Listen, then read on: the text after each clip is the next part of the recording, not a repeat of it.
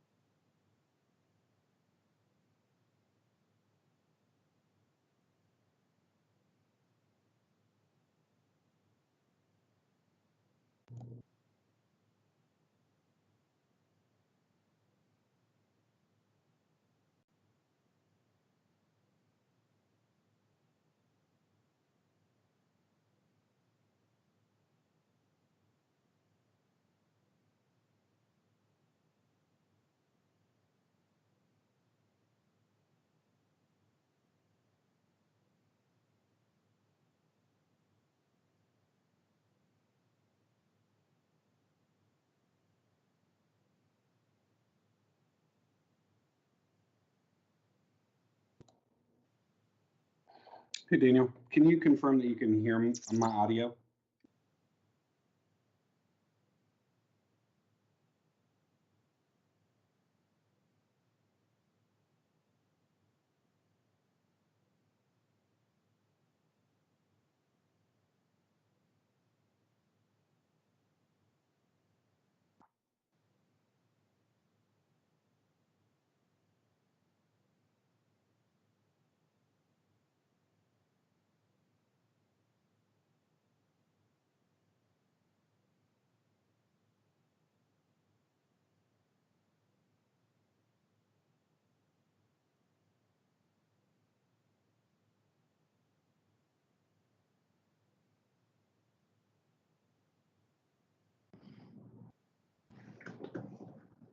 Hi Kathy, this is Steve Michael with CCIT Technology.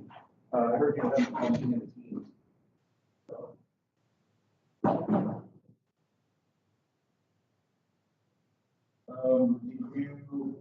Were you set a calendar appointment? There's on the left side of the Teams window, there's a button for calendar.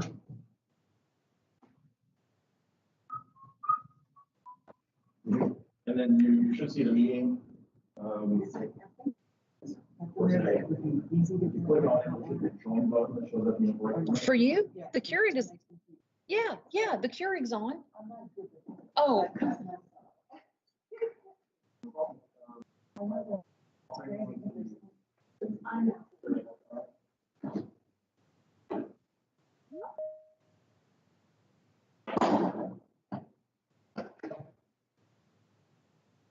You might be in the, I think they have participants on the way.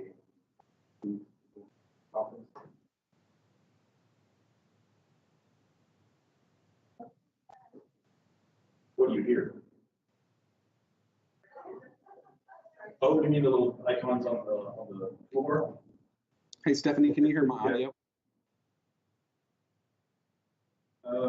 Once you get joined, once they approve you in the conference, you should be able to turn your video on. Have you, I think she's in a waiting area. I'm sorry, what? She's in a waiting area. Are you able to approve her? Yeah, let me find the lobby. I don't know where the lobby. Oh, I got it here. Okay, admit, I got her. Once you get in there, you should be able to turn your camera and your mic on.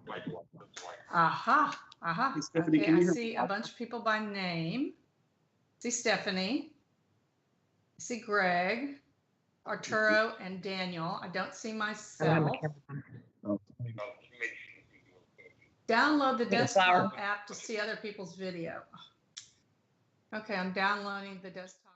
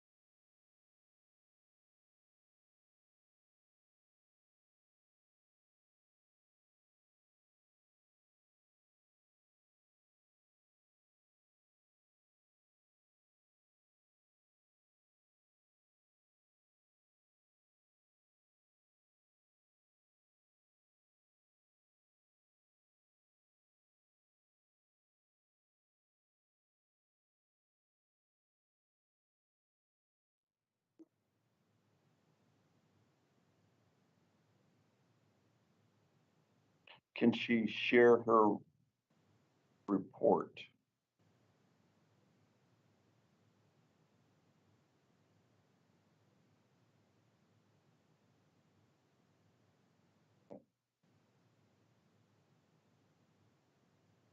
Yeah, we can wait a few minutes. Yeah. We don't have- He's working with her right now.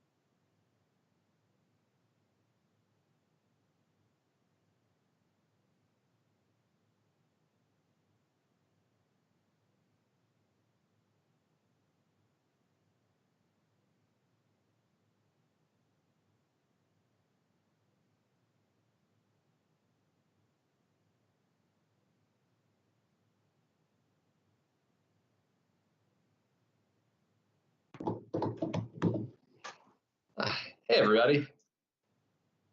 Hey, Scott. How was your day? Same as always, a little busy.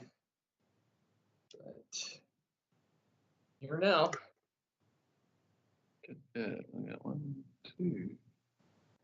You need to get a dog, then your every day won't be the same. You'll have a little variety. You never know what you might come home to or have to deal with in the middle of the night.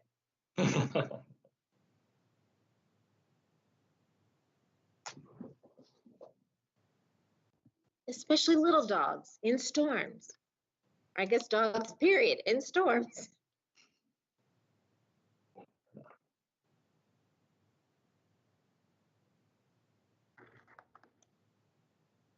Arturo, I hope you brought enough for everybody.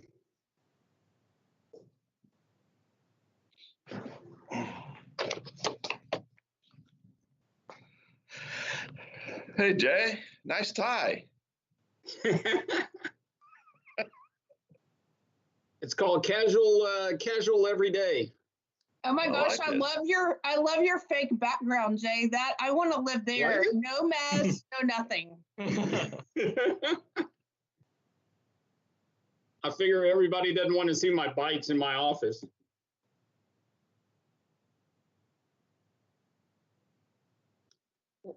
Missing Wynn's disco light. Exactly. Just That's so you all, hysterical. I didn't close the shutters. Maybe I should. You may see it yet. Just so you all know, we have one of our tech people working with Kathy, trying to get her on and going. So that's what we're waiting on just for a little bit.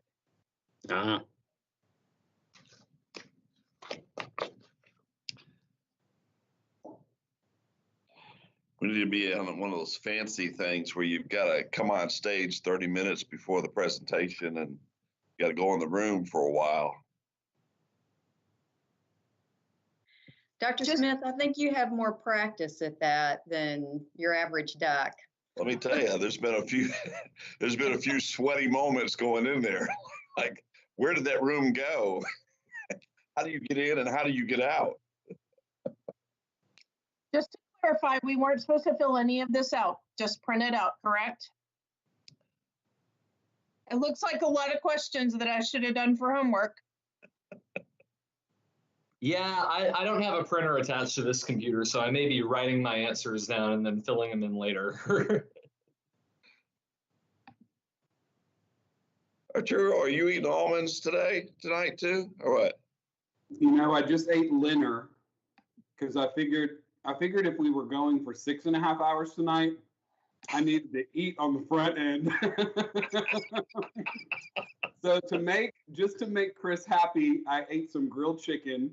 Ah. Just for him.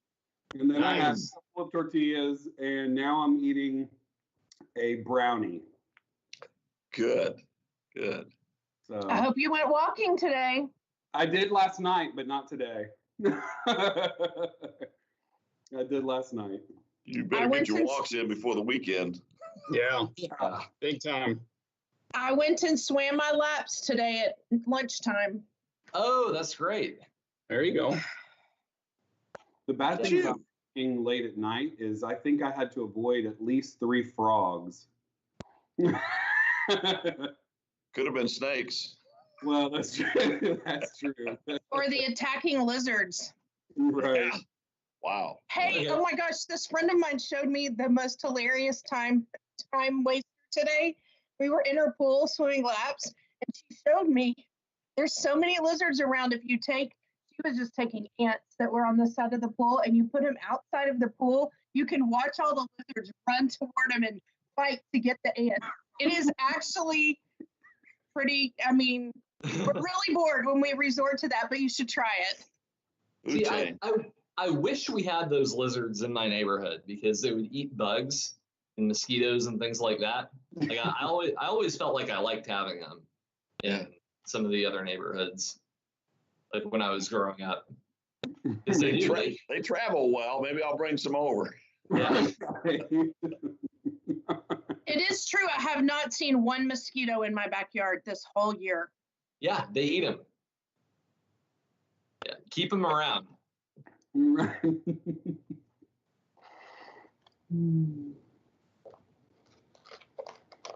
My Arturo cats like wants to everybody play to- with them too. Really? Arturo, when's everybody going back to work at NASA?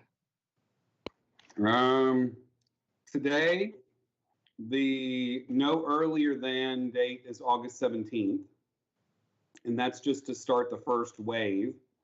But that takes us to stage 2 and then 3 waves. Okay. But my prediction is not until after the calendar year. Okay. Maybe as late as after spring break. Maybe we'll finish last year's post spring break next year. Wow. And do they have a skeleton crew on site, or is it really just empty? 90% of our employees are working from somewhere other than on site. Okay. We have anywhere between 1,450 to 1,600 that still come on site pretty regularly. But a fair number of those are essential, from custodial to all the maintenance and operation and facility type folks. And then the others are working in labs and in mission control and crew training and that type of thing. When's Jamie coming home, and are you going to have to drive to go get her? Yes. So, But you don't know when. well, Demo 2 crew, they decided to come back. So they're coming back on August 1st, they depart station. And so they're going to do splashdown at one of 7 sites in the Gulf. And then that will be the 2nd. So then they'll be at Ellington Field probably late night on the 2nd. So then I'll probably turn around and leave on the 3rd is my guess, hoping that they actually come back on time. If Hey, not, I guess I might cross you driving, because we're leaving for North Carolina on August 1st, and Oh, we'll wow. be back on the 9th. Yes, we're going to Smoky Mountain National Park and then on to Asheville, North Carolina. Oh, wow. That's Yeah. great. Grove Pretty Park? excited. Are you going to the Grove Park or the Biltmore? Biltmore. If you get a chance, you should stop by the Grove Park Inn. It's worth just Okay. a visit to check it out. It's amazing. I think we have several days there. Is that the original one that was built to house when they were starting to build Biltmore? Is it? It's totally separate. It used to be owned by Miss Salmons, who is from Dallas. And she used to have her own apartment there, and But is it old? Is it old? very. I'm wondering if there was a hotel there where when the Vanderbilts come and visit before Biltmore was built, they stayed Oh. there. I think it's that. Maybe so. I It's just an read a whole book about Biltmore. It's an Omni property now. But Okay. it used to be privately owned for many years. Yeah. When I Anyway, married, when I married up, then I got to see a whole new world. And so I would have never known the Grove Park Inn. I knew the ranch in Laredo. That's what I used to know. you got to have a little of both. You know, I'm okay with that. I'm okay with that.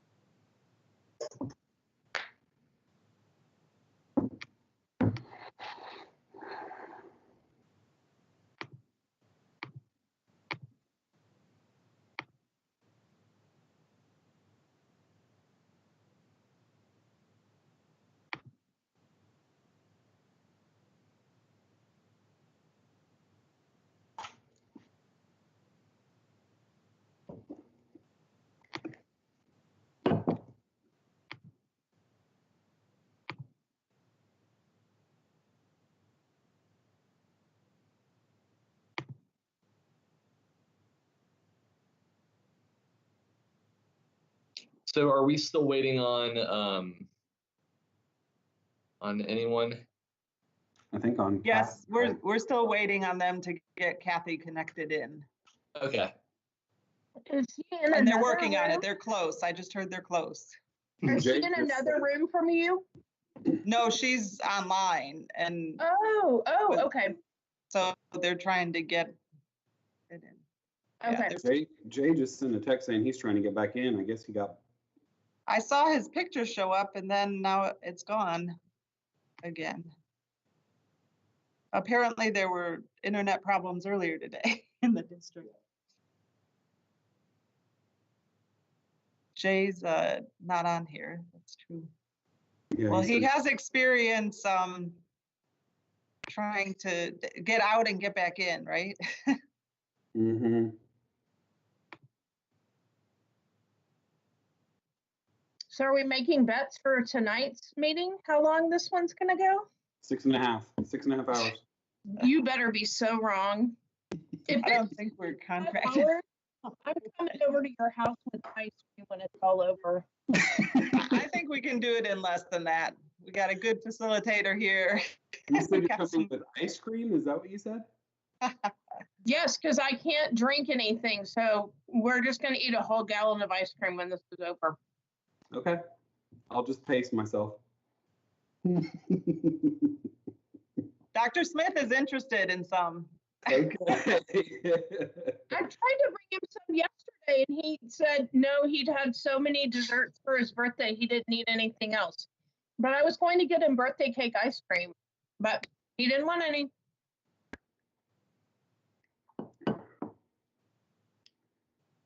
Oh, Jay's back. Jay, you're muted. Yeah, Jay's back, back. back.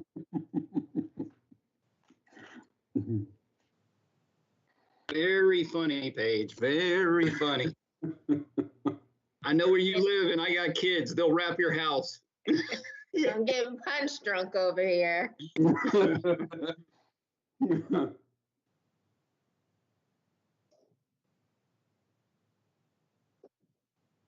You got some Kool-Aid tonight, Jay? No. Oh. Can I admit her? Did she get admitted? Jay. I see her icon. Yeah. Did someone answer the door?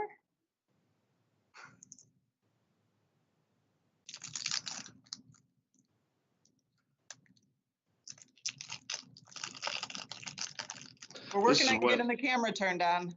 Yeah. This is when you need the warm-up band, right? Ba-dum-bum.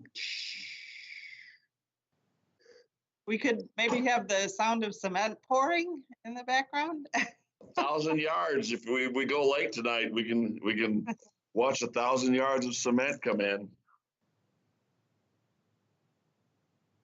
We've got a launch window.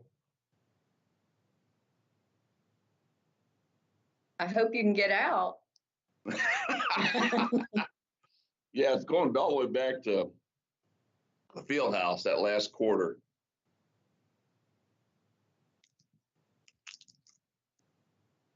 There's lines on the cement too. It's getting close. That's good. Now we need yard markers.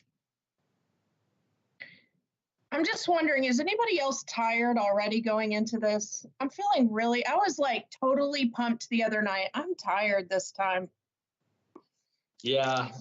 Well, the other night sucked a lot of energy out of me. That just went on for so long.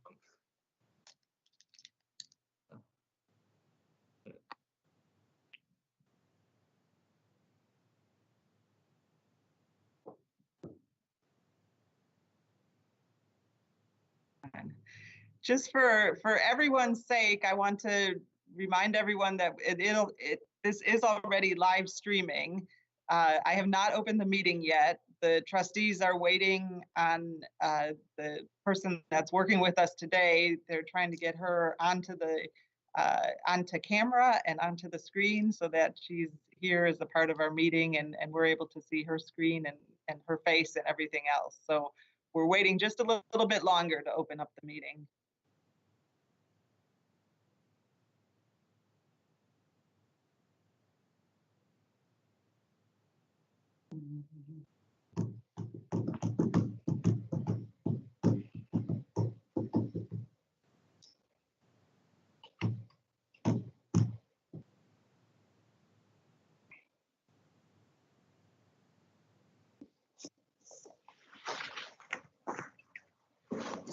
Lost Jay again. Yeah, we picked up Layla for a moment there in the box in the Hollywood Square box.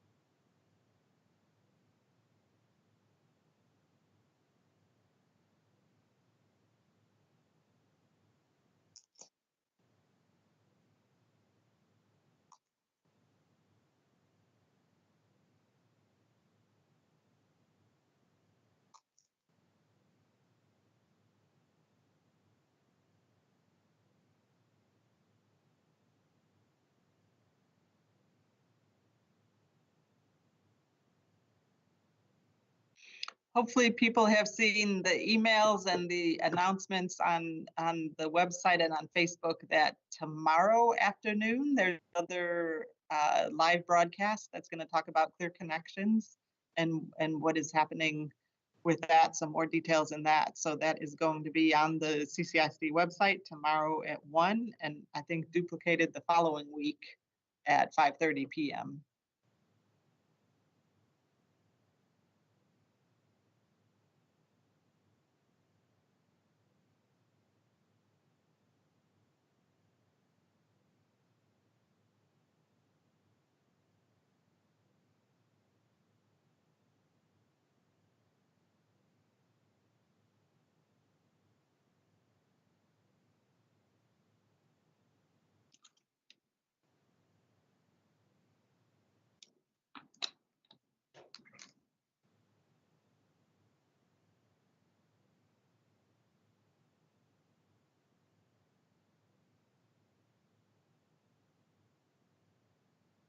You're back. Jay in the house. All right.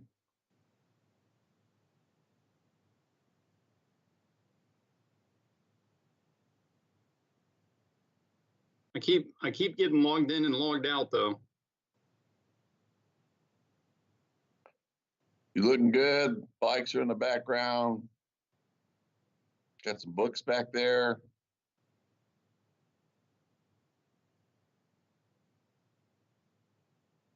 Layla, what's happening? there we go. There's the mute. Oh, not a lot. Just, trying to keep up with things. Nice to see you all. Good And seeing Alfred's you. going to get to watch the concrete be poured. We want to, can everybody take a minute and mute yourselves so that we can see if Kathy's mic is working?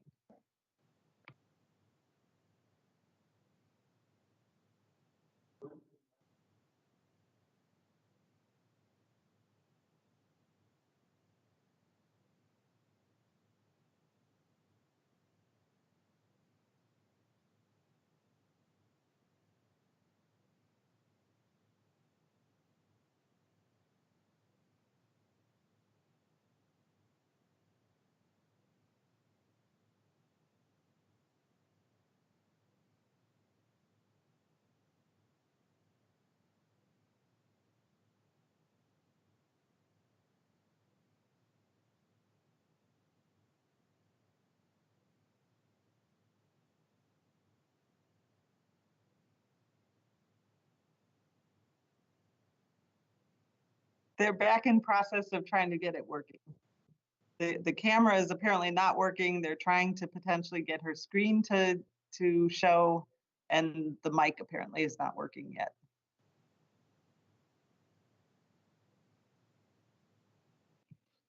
We had her earlier. Yeah, I think we heard her earlier.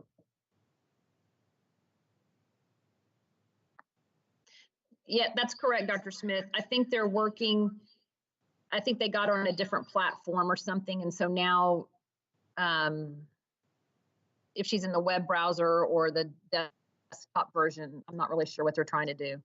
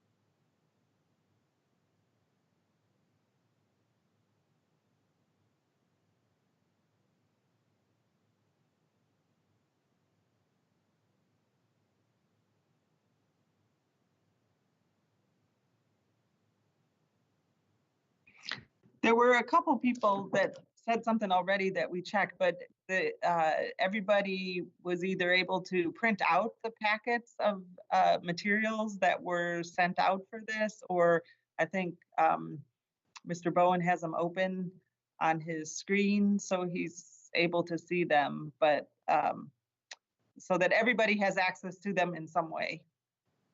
Oh, now I'm not muted and they can't hear me. I heard you, Oh, sorry. Scott. Yeah, I think Yeah, Scott. We didn't hear Scott. I think I'm unmuted now. If we've got another minute or two, I may just run print them real fast and come back. Let me go do that. Yeah, you may not need to print all of them, Scott, but especially maybe the ones that have the blank spaces on them. Yeah, I'll go do that. Hang on. Okay. If y'all have to start without me, go ahead, and then I'll just be right back. We'll yell really loud, like, you know.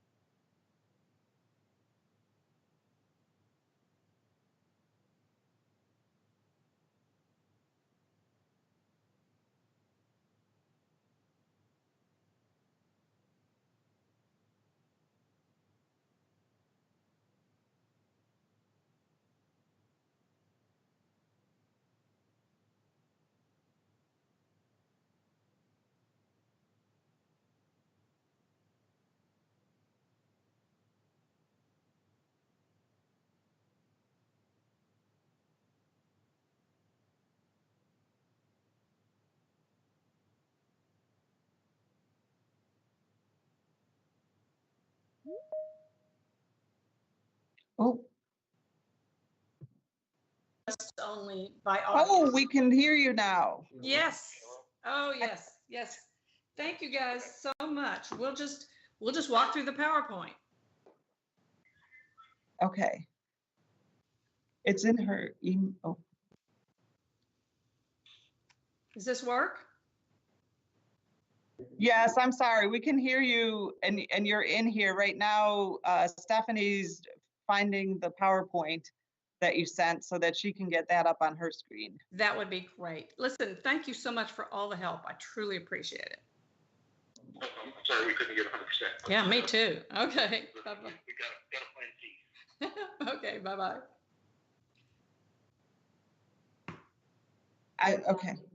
Okay, so I'm hearing that we can go ahead and then Stephanie's going to work on getting it pulled up and we should be ready to go by the time we get to that point in the agenda. So it is 4:57 p.m. on July 22nd, 2020, and I call this meeting of the Clear Creek Independent School District to order.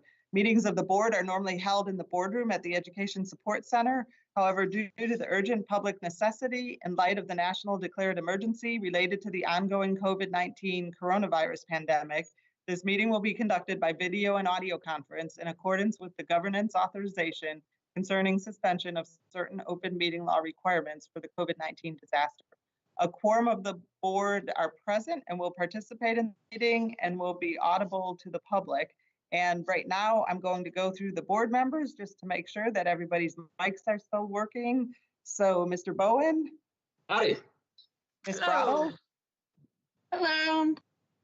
Mr. Cunningham. Here. Ms. Render. Hello. Hello. Mr. Sanchez. Hello. Hello. Ms. Weber. Here. And Dr. Smith. Greetings. And Kathy, I think we heard you a couple of times, so I think we know that you're on there, which is fabulous. I did want to take a minute here just at the beginning, and I wanted to take a moment to let everyone know that the district was very, very sad today to learn of the sudden death of Richie Parr, the son of our beloved Ralph Parr, who we lost earlier this year. And our hearts and prayers are with the Parr family and friends. So I wanted to just take a minute at the beginning of the meeting to recognize that.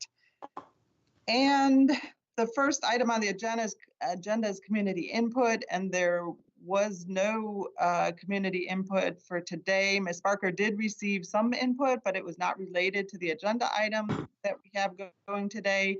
And those emails were distributed to all of the trustees, so everybody will be able to see those emails if you haven't already. And let me say just a little bit about Kathy. We keep referring to Kathy, and we hear this voice now, and unfortunately, we're not going to get to see her picture. But Kathy Mintzberg is with us today, and she is the president and CEO of the Center for Reform of School Systems, or what we fondly refer to as CRSS. All of our board members who have attended this training, which is the majority of them, consider it to be one of the very best trainings around anything that we do with CRSS. And we continue to take advantage of their offerings and attend many training events annually.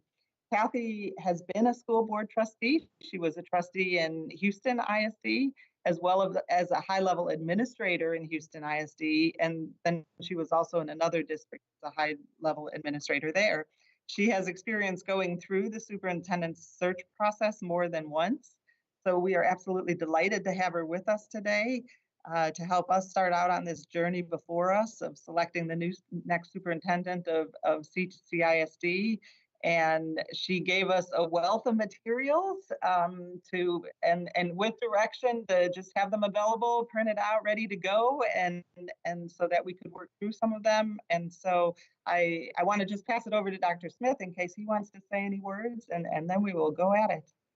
Yes, thank you, Dr. Pont, and thank you, Kathy, for joining us this evening. We also have our general counsel, Ms. Layla Sarmakanik, with us this evening, and she'll be on the sideline answering questions that you might have on the legal side of things as well. We are fortunate to have Kathy facilitate this conversation today. As awkward as this conversation is, nobody better to have it than Kathy to help facilitate this process. And I appreciate the board. You've put in a lot of hours this week in doing board-related duties, and I certainly appreciate your time and apologize for putting you in this position to begin with. But we've got to move forward here, and I'm going to turn it over to Kathy. So, Kathy, thank you so much for joining us this evening and for your patience. Oh, no, thank you for your patience. I apologize profusely that if this has worked before and it didn't work this time, but oh, I can now see the PowerPoint, so that's great. But it is a privilege to be working with you guys doing probably the most important work you'll ever do as a board member, and that is selecting your next superintendent. So a lot of boards want to dive in right away, like how are we going to do this quick? And I want to back up a little bit. As Laura said, I have been through 3 superintendent searches, and of the 3, 2 were abysmally awful. I can't even begin to tell you what a terrible experience they were. And so I'd like to make sure that your experience is not my experience, that you have a much better, more productive, more collaborative outcome and experience going through this. It's hard work. It will take time. But I think, getting a better understanding of who you are and what you want as a group will help make this process so much better. So let's just start with the PowerPoint because it'll give you something to look at. And I don't know who is running the slideshow, but if I'll just say next, feel free to go to the next slide. And that is my assistant, Stephanie. You can just refer to her as Stephanie, and she'll keep clicking away when you say go ahead. Thank you, Stephanie. So what we're really looking at today, hopefully, is to establish a process that will help you hire a superintendent that complements you. Now, there are lots of superintendents, as Dr. Smith will tell you. There are, 15,000 school districts in this country. But it's getting that match between who you are and your community and this person that's really important. And we want to make sure that they want to go in the direction you want to go. And I know it feels like, no, sure, everybody wants to improve student achievement and do great things for kids. But there's a lot of devil in those details. And so we want to make sure that you want to operate in the same way your candidates want to operate, so there'll be a good match. Next slide. So just a little background. Your applicant pool is pretty small. A lot of people are happy where they are. They don't want to move. The person that you want might actually be currently employed in a job and not even looking to move. You may have somebody inside that's real happy with the job they're doing. There are not as many people applying for jobs as there used to be. Boards often consider hiring outside the district. Some boards want to stay inside their district. We're going to need to explore that. The advantages of hiring inside is you know someone better. Outside, you get a fresh perspective, but also you don't really know that person very well. The good news is it used to be the average tenure of all superintendents was incredibly short. In suburban districts, it's now running 7 years, and that's a good number. That's a really good number because that is an average. Salaries are increasing. I've got some data from 2014. Laura, I'll get you some better numbers on that. But in 14, for a big district, the average pay was $281,000. It's probably closer to $381,000 today.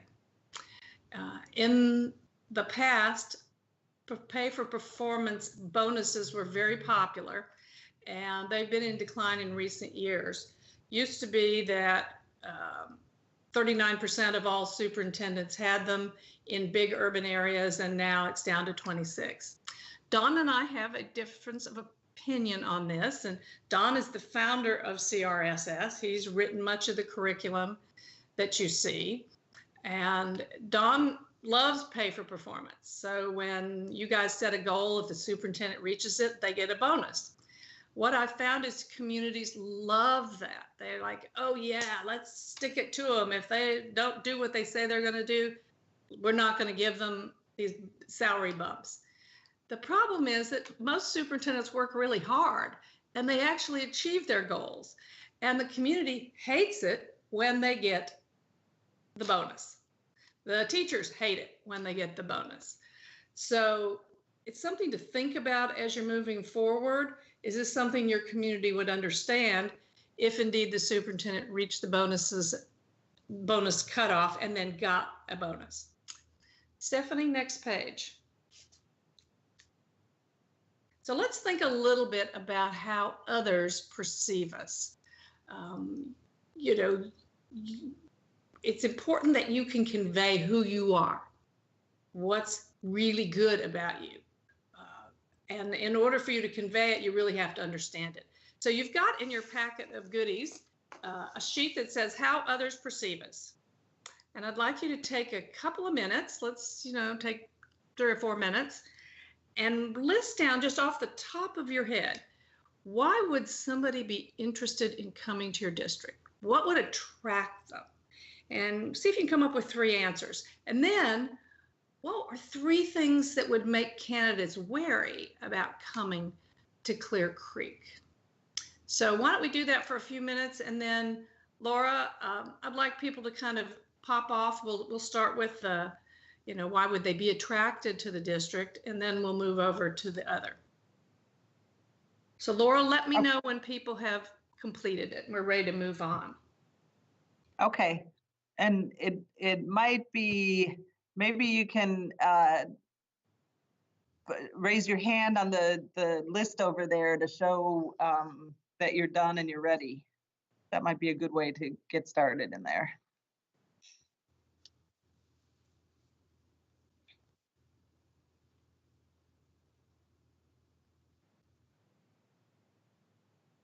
I see Wynn's hand is up.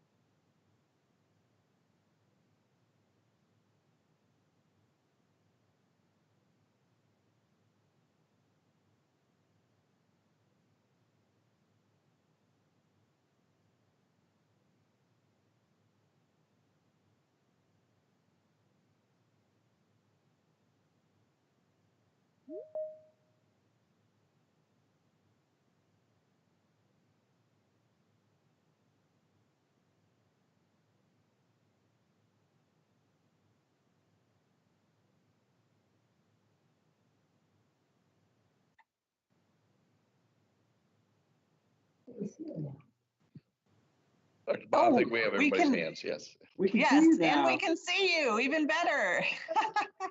I have no earthly idea what changed. Yes. We all raised our hands and it brought you on. So I was looking suddenly at myself. I went, what happened? So it's great to see you in little tiny pictures here. So did you guys get a chance to complete that how others perceive us? I think that everybody on the board has a hand up. Great. Okay. So let's talk about, just pop off, tell me, why would somebody want to come work in Clear Creek? There's great opportunities for students. There's programs in the district. NASA is right here. There's all kinds of things happening for students in the district. Okay, someone else. High performing, High performing student achievement. Yep. diverse population. Okay, And good. then I also put culture. So you have cultural opportunities. Well, the culture of the district, you know, the various programs that we have to offer, some of our WAVE program, you know, Science Magnet, you know, a person doesn't necessarily have to come in and establish those programs. They're in place. Got it. So you've got high student achievement and a real diversity of programming. Mhm. Okay, what else? Programming and population too. And We have a diverse population. Anyone? I have one that could be a plus or a minus, Okay, and that is the community engagement. We have a lot of community engagement. Some people will love that and some people will hate that. okay. I think that's a fair assumption. But another positive was the local talent pool also of the community with the, you know, world ranked medical center right here and the opportunities that we have for our students as well as the NASA industry. I mean, we have a lot of high functioning, talented resources available to us to tap into as well. And you've got a U of H branch right there in your community. So you've got higher ed too. Okay, anyone else want to contribute? I think our solid fiscal position as a district through multiple audits and through the strength of our financial approach to managing the district's business, I think will be extremely attractive to a candidate. And I think in addition to the community, the strength of the community is our commitment to the teachers and to the educators, our commitment to professional learning and to supporting all of the staff that it takes to make the district what it is. And so you've got a good relationship with your staff. You've got a good professional development plan. Okay, excellent. Anyone want to add anything else that's a plus? So I had two that were pluses and minuses. One of them was the size of the district. You might have superintendent candidates out there who are ready for that next move up, and this is an opportunity. But then that also might scare some candidates. And then the kind of speaking to what Arturo said was the resources that are here, because we have a good fiscal situation going on where they can do things. Their hands aren't tied because we're having to cut. And even we're looking at the possibility of having that. I think that the way our community and our district is able to respond to those situations, we've managed it well in the past, and that can be a plus. We past situations, we haven't had to lay anyone off. How many students do you have? 42,500 is what I usually say. Okay. That range, 42,000. We're in the large district, not the mega large. Right. So yeah, it is a step up for some without getting into, you don't have a serious media focus. You're not the biggest district in town. I was the chief operating officer in Portland, Oregon, and they had 42,000 students, and that was the biggest district in the state. And so it got treated like Houston does, if you go there, you'll get a disease. So you guys are still kind of in that nice in-between area. Not too big, but big enough to do some real interesting stuff. Yes. Yes, and the other thing that I'd add to that is we may not be the largest when relative to some of the ones that are in Houston, but we are the largest in Galveston County, which are others that we work with. And so the district is looked to as a model because we are the largest in the area down here. So you're the largest in your county, but you're not the largest in your medium market. So you don't have the same kind of hyper, focus on you like the big district does, which is great. So you do have some, but it's not the same. So that's great. Anything else? So Kathy? Yes, please.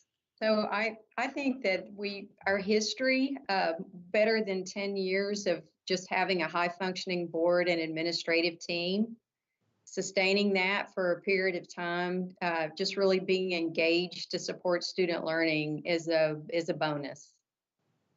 Yes. As a matter of fact, one of the first questions these candidates will ask is, tell me about the board.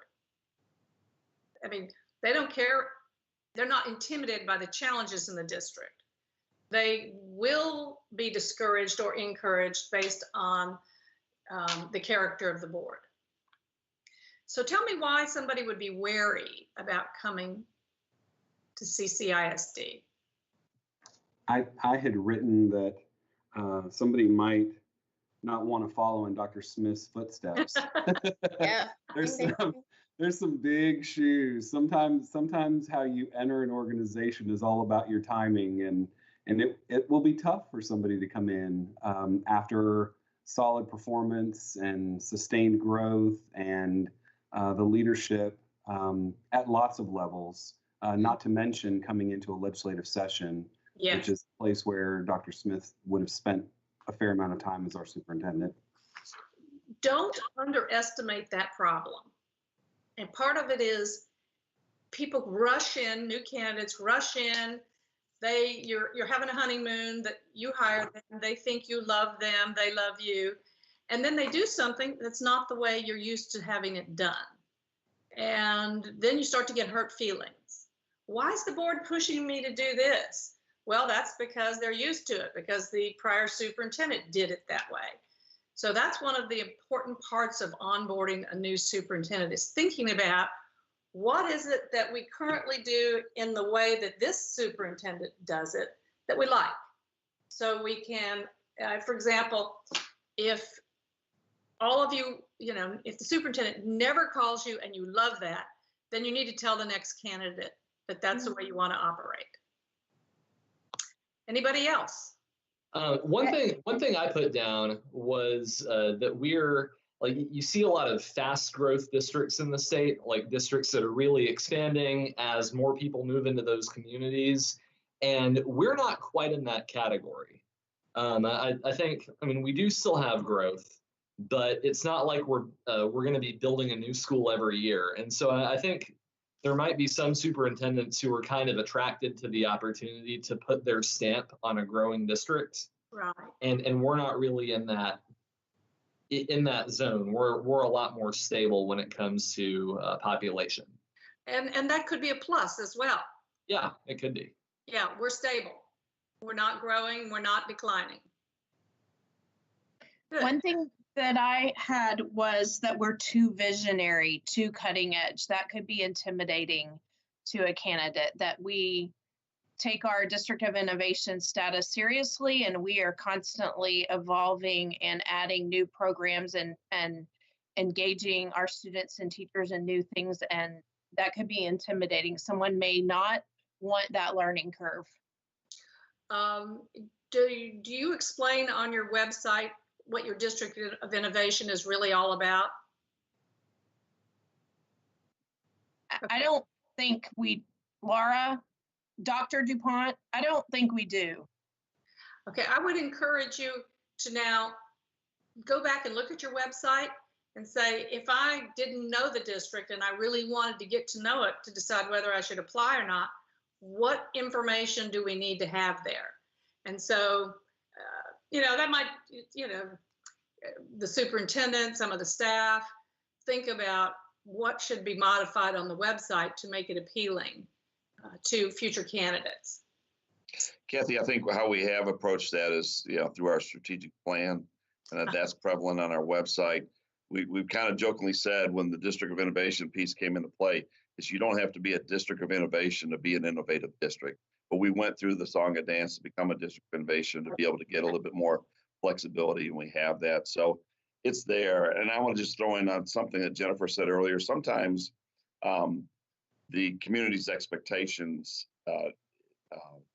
they're high. They're very, very high, and they should be. So that could be a negative for somebody that wants to come in and just do the status quo thing, because that is not acceptable in this backyard. Or who's a go-getter and has all these great ideas and wants to go racing down the road and do them and leave the community in their dust.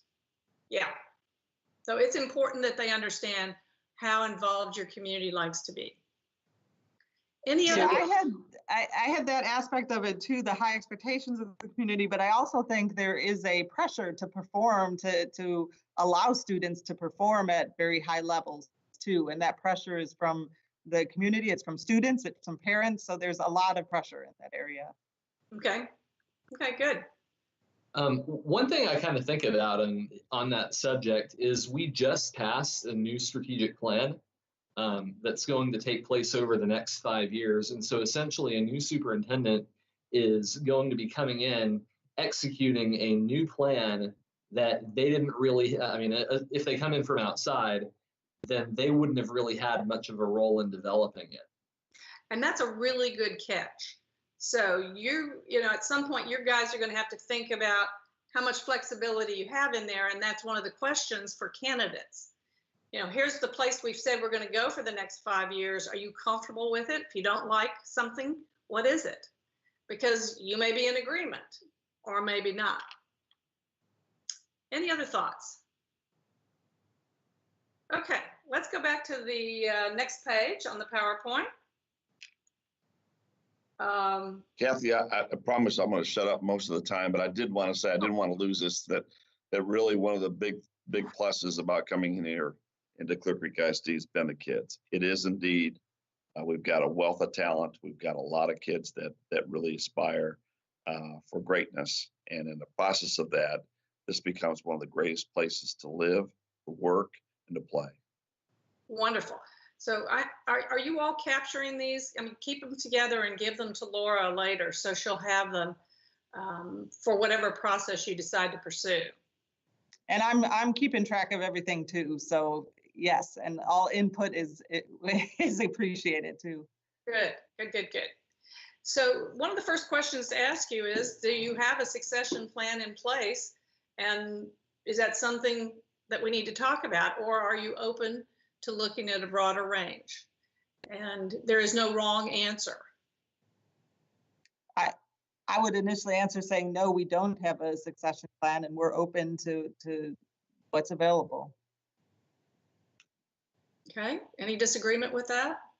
I agree. I would hope that we would be very open to, just as wide a range of applicants as we can find. I think we might be surprised at what turns up is kind of what I'm hoping for. That right. that nobody feels like there's somebody already picked out, or that we're bounded in what we're considering. I want this to be as open and competitive as it can be. Okay, great. So one of the things in this process is that you need to be sure of where you're going. So if you've adopted a strategic plan, every candidate's going to want to see that, and that should be part of the package they get up front. If you've got any other major directional moves, things that are already in process, if you were planning a bond, don't hold back and make them hunt for it. You want the candidates to see that, and then they'll decide whether they agree with where you're going or not. So that's revisiting your core beliefs, looking at the district's overall needs, priorities, getting your head really down close to the district and saying, who are we, what do we need, where are we going? Kathy, would it make sense to share our most recent bond and kind of where we are in that process, so that at least that's... Yes, absolutely. Here's what we've done. And is there an expectation that there's another phase coming? So, if it would be interesting to know if somebody's already been through that process and understands how to do that, or if this would be new for them. And if the district is super sophisticated and knows how to handle it, then it's a whole lot less necessary for the superintendent to know exactly how to execute on that. Can I go back a couple of things that I thought about later? First of all, it's interesting no one addressed the elephant in the room, that one of the problems we might have in searching for a candidate is that we're in the middle of a pandemic and that we will be having budget cuts from the state. I mean, I would think that would shake up the process a little bit. That was one thing. But the other thing about CCISD, and maybe a lot of districts are like this, I don't know. We have a lot of our own people here. A lot of people come back, they grew up here and they're still a part of this district. And I don't know if that's a good thing or if that would be an intimidating thing to a candidate.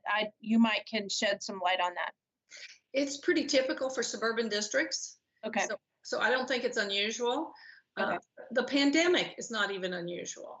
The budget cuts are something they need to know about. They need to know, everybody's dealing with the pandemic no matter where they are.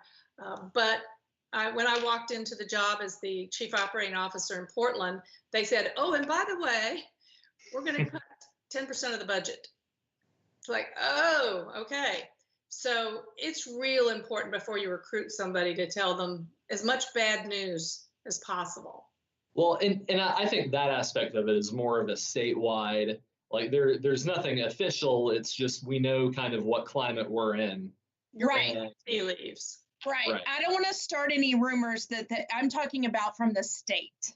Correct. Let me make sure that's it's noted. going to be a very tight budget year. And to speak to that, and to speak to what both of you said, I formulated a previously before tonight, I formulated a question that what did you do like in 2011 in your district? Hopefully that we are looking at candidates that have had experience with what happened at the state level in 2011 and what happened in their district. It's kind of that question that we all might go through regardless of what kind of job we're interviewing for, which is what was your most challenging experience? Yeah. And sometimes people have actually an interesting approach on a budget reduction, how to handle it. So it's worth talking about that issue without alarming anybody. So the other question that you might think about, we talk about a theory of action, and that is, what kind of instructional program are you running? Are you allowing every school to do their own thing, have their own textbooks, their own approach to teaching reading and mathematics? Or do you have more of a district approach? Have you decided on a direction? So who makes the decision about how kids are taught and what kind of content? And if you've already got something, even if it's not stated, but that's how the district operates, that's what candidates need to know. It's not the stated stuff that catches them, it's the unstated. That's how we've always done it, and we like it, but nobody wrote it down anywhere, and they don't realize it, and they come in and try to change something right away and causes a conflict. So think about how you decide who controls the curriculum and how it's taught. And finally, decide if your district needs somebody to shake the place up or more of a caretaker to sustain and then go to the next level from where you are. Does that make sense? Okay, next slide. So let's do a little bit of self-analysis. There's another sheet. So take a look in your packet, board self-analysis, and then just answer the questions. It's front and back. It's just real briefly. This is not in depth, but let's spend about 3 minutes kind of making some notes here and then have a discussion.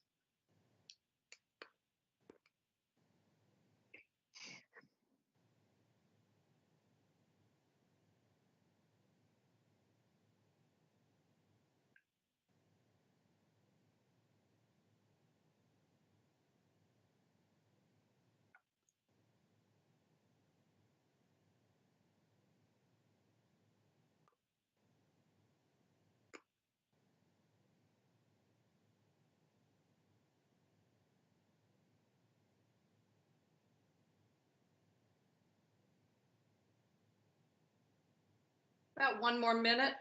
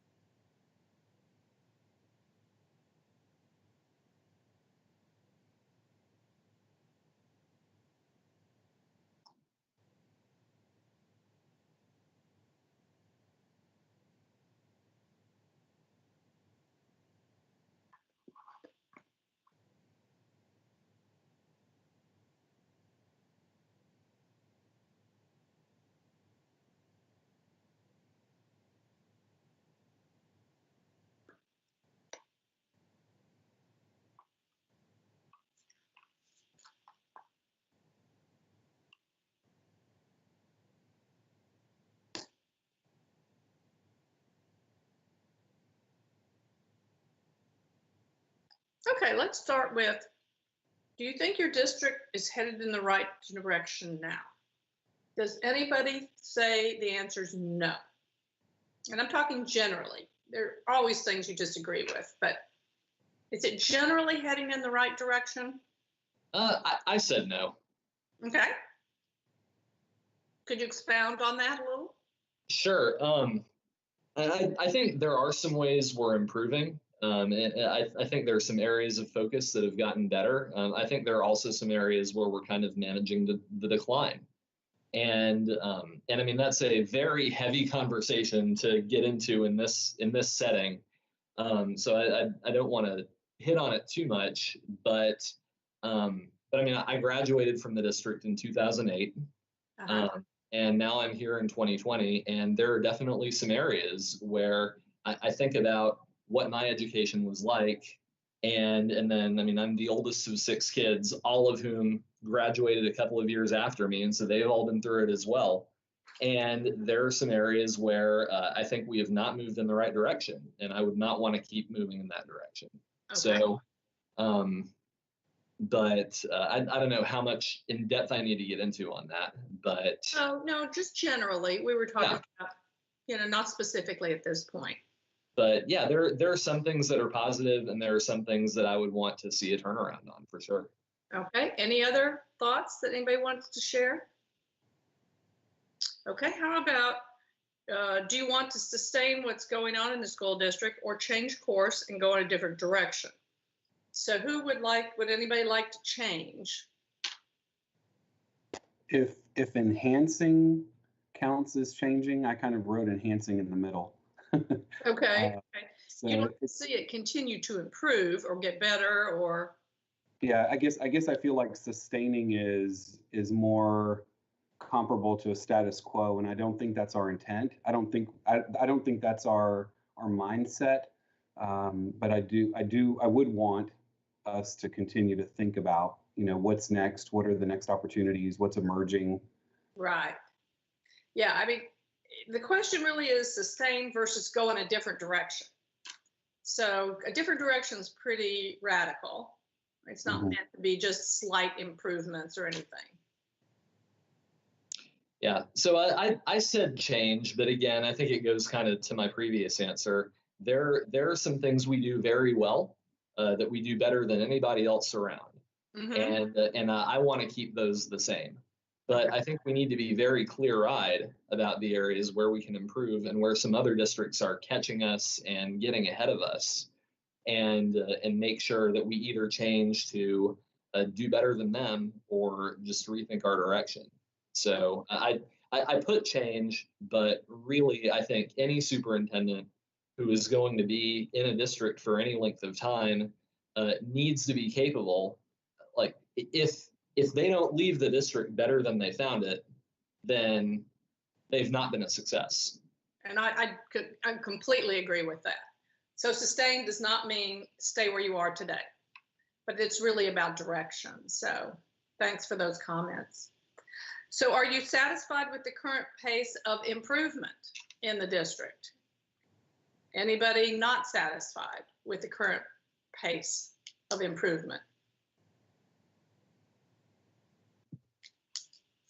I'd love to see us step it up a little bit. Not a lot, but incrementally, a little bit more. Okay. Yeah, just a bit more, nothing radical, but I think that we could step it up a little bit, maybe. Okay. Okay. Yeah. Again, like it kind of goes back to my previous answers. We have strategic plans, and we have people who kind of, it's their job to measure how the district is doing on a lot of metrics, compare to those strategic plans, our targets, our annual plans, and things like that. I would like to see five times as many resources put into that as we do now. Okay. Okay. I think I would like to greatly accelerate the change agency of the district and sticking to strategic plans and executing them. Okay. Okay. And Scott, I think Paul just joined the meeting. He wanted to. I'm joking. Let's see. Do I see Paul? No, I'm joking. He'd be tracking our finances for us. If he hears Scott say 5 times anything, I think he'd be listening closely. Okay. How do you envision your district today? Is there a word or phrase you would use?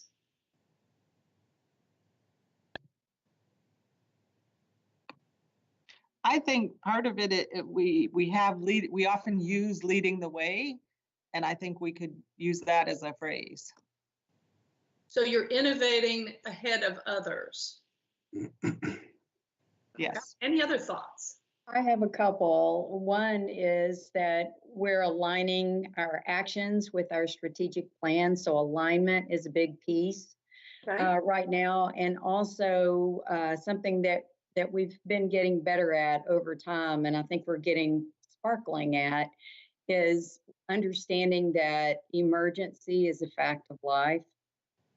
So when we get hit with things, you just kind of keep your knees bent and move with it, and not panic, or you think and act. Yeah. When you live on the Gulf Coast, we have hurricanes, and then COVID on top of that, and floods on top of that.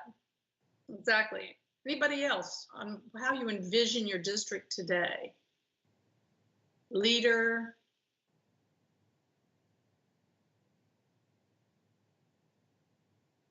That's it? No other word? I hesitate to use this term, but I'm gonna use it anyway. And that is, in a lot of ways, a model district, only because when we go outside of our district and we sit down at the table, people are envious. They wish they were in a district that functions as well as we do, and is managed as well as ours is. So well managed. Every candidate wants to hear that. That's really good news, because they're here to try to focus on kids and what's happening with teaching and learning. And nothing worse than get in and find out the district's a disaster financially, or construction wise or such. I had steady and measured and intentional. Studied, measured, and intentional. Mm-hmm.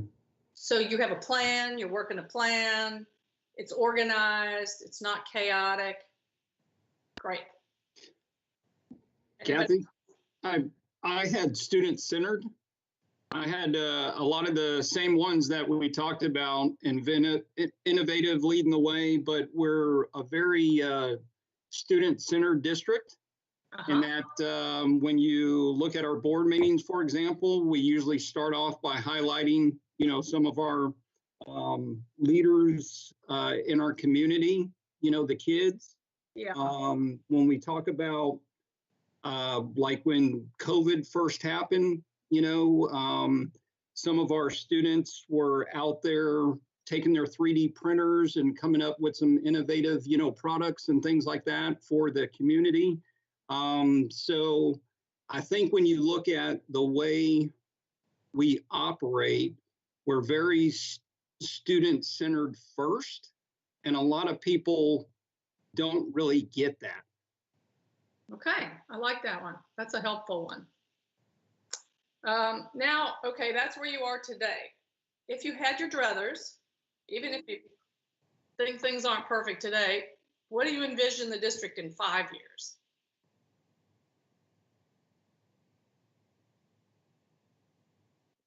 I have one. I think that we're going to get more flexibility in our learning environments, in both in the time and the place. I think we're going to see that within the next 5 years, and which is wonderful for brain breaks and all sorts of things, but adapting with the way children need to function. And as we try so hard to recognize that each student is an individual. Do you think that's a product of COVID? I think that it started before then. As a matter of fact, at the TASB conventions, a couple of the sessions I was in, a few years apart, about 4 years apart, several of the student presentations had to do with spaces where they could have what I will call a brain break, just to go if they needed to stop during the day and recharge, talk to a counselor, work on homework, play ping pong. They had different, it looked different depending on the student group, but it was all the same idea. And so I think that it's something the students have been trying to tell us for a number of years. And I think the COVID is helping us understand how to make that happen. Okay, other thoughts? I think kind of to that point, the way the trend I think is going to be, and this is something I hope we are part of, toward less time of students just sitting down in their desks. And COVID is going to make some of that happen. I think it's going to make us reevaluate a lot of what we do even after it's over. But I really do want to see more time spent exploring, more time spent playing, building, and really just not just being taught, but giving students of all ages the opportunity to really stretch and be challenged and explore all of their capabilities. Okay. So you see it more integrated, more hands-on, more practical. That's what I'm hoping for. And kind of related to that, I also hope that in 5 years we have really, especially at the high school level, done a lot more in terms of industry partnerships and careers. So career education, skill development, things like that. Good. Other thoughts? Jay? To back up what Ms. Weber said earlier, when you look, and I think of my children, my just graduated senior, when I look at the school from elementary all the way up to high school, and when we talk about innovative, so we were one of the first districts to introduce technology in the classroom, which a lot of people were like, well, why? And that's the way kids, 21st century kids, are learning today. And then when we look at some of our newer schools and, we pass a bond and we hear from some of our community members, man, that's expensive. But then you look at the collaborative spaces that are within those, because we realize, to get a kindergartner to sit down for the whole day, you can't do that.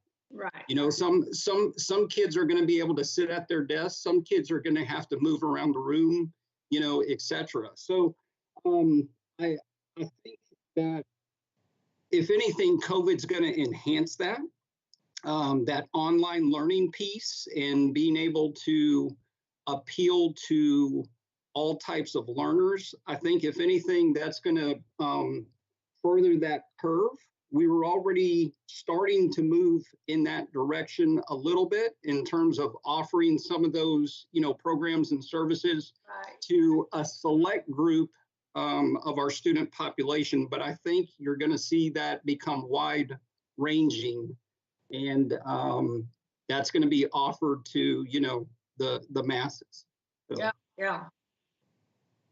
Other thoughts? Anything else you want to say about envisioning the future in CCISD?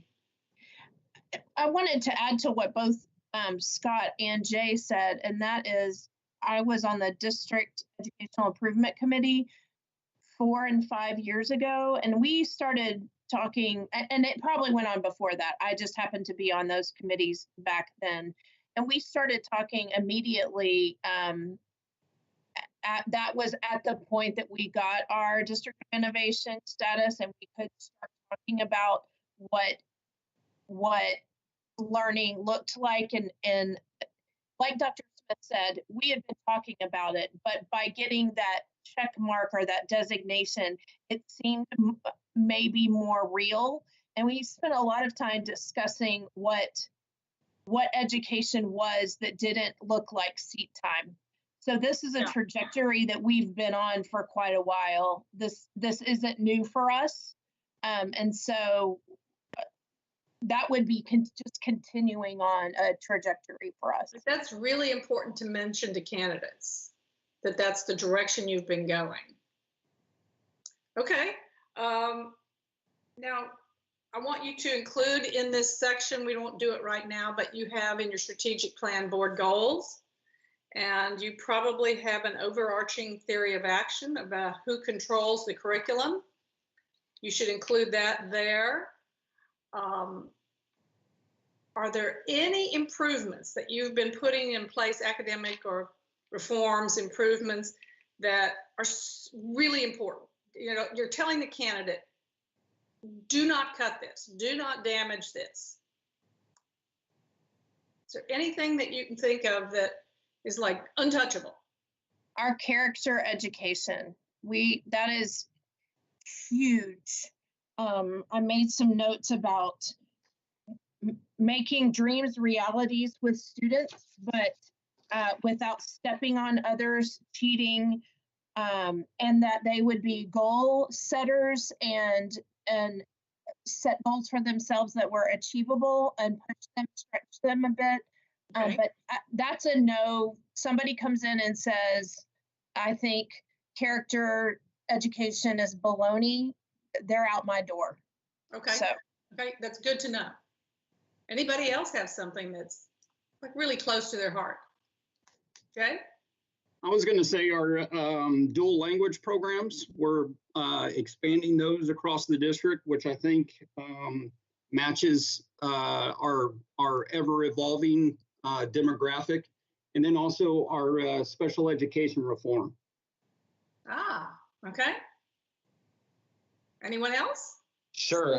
I would say the intermediate magnet schools. I think we have very high achieving intermediate magnet schools, and there's been efforts kind of around the country to roll back magnet schools. And I would definitely not want someone who's either been part of that or is interested in that. Okay. Anyone else?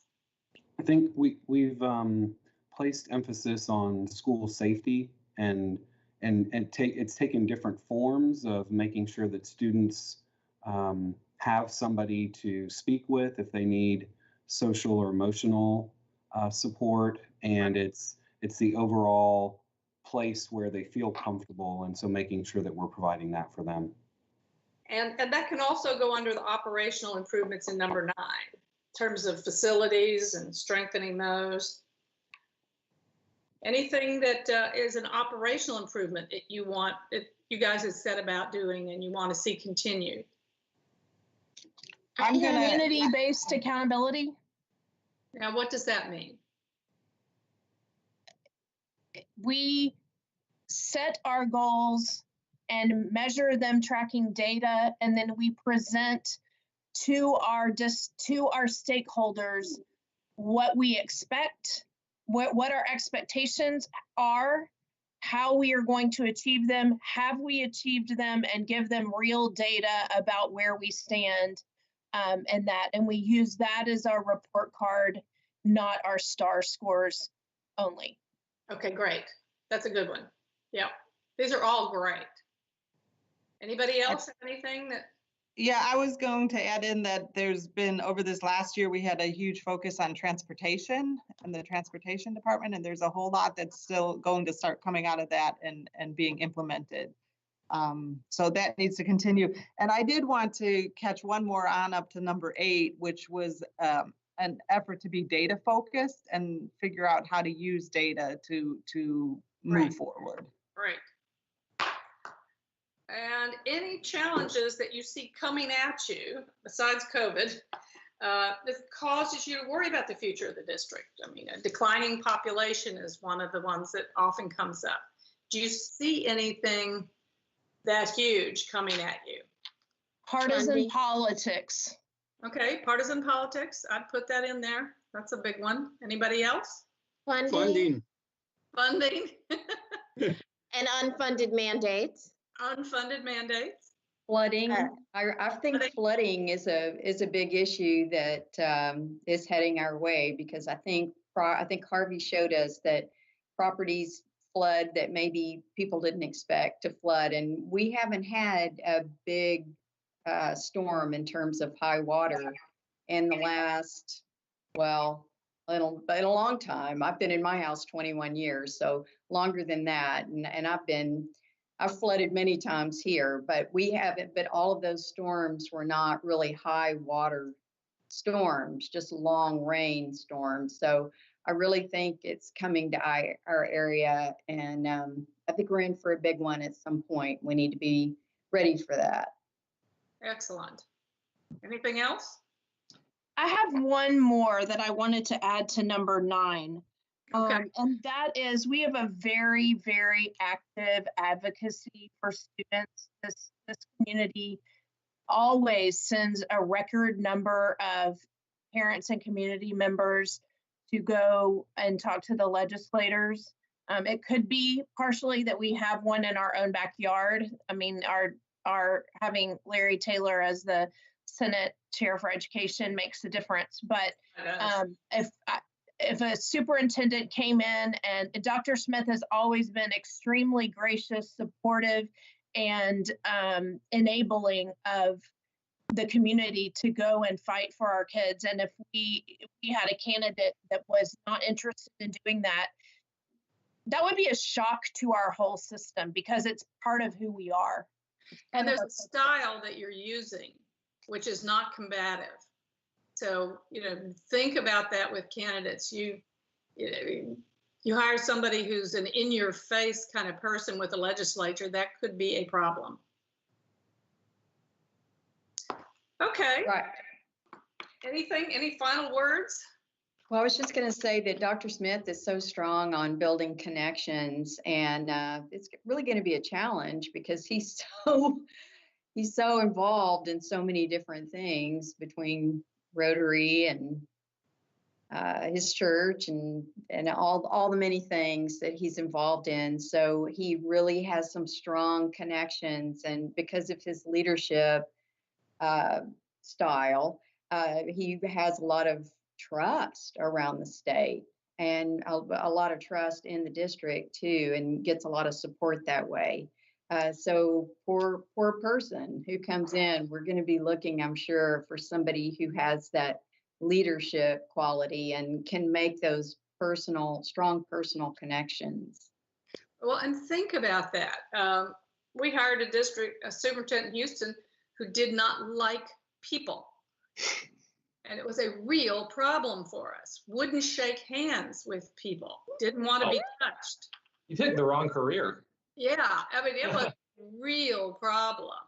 It came from a smaller district, but it really offended people, and came from a part of the country where, there wasn't that huggy-feely.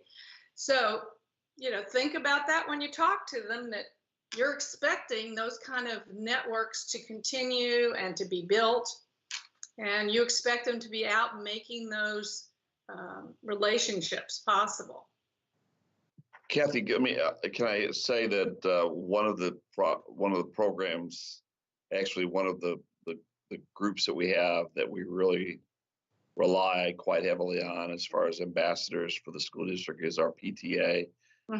There are many superintendents throughout the state that are just accustomed to having PTOs and that they view them as booster clubs. Right. Our PTAs are much, much more stronger in terms of parental programs, support, advocacy, et cetera. It goes on and on and on. There's a very, very healthy history of the PTA inside Clear Creek ISD, and parents have been extremely generous with their time and their talent and their resources to be able to be an active part of our success.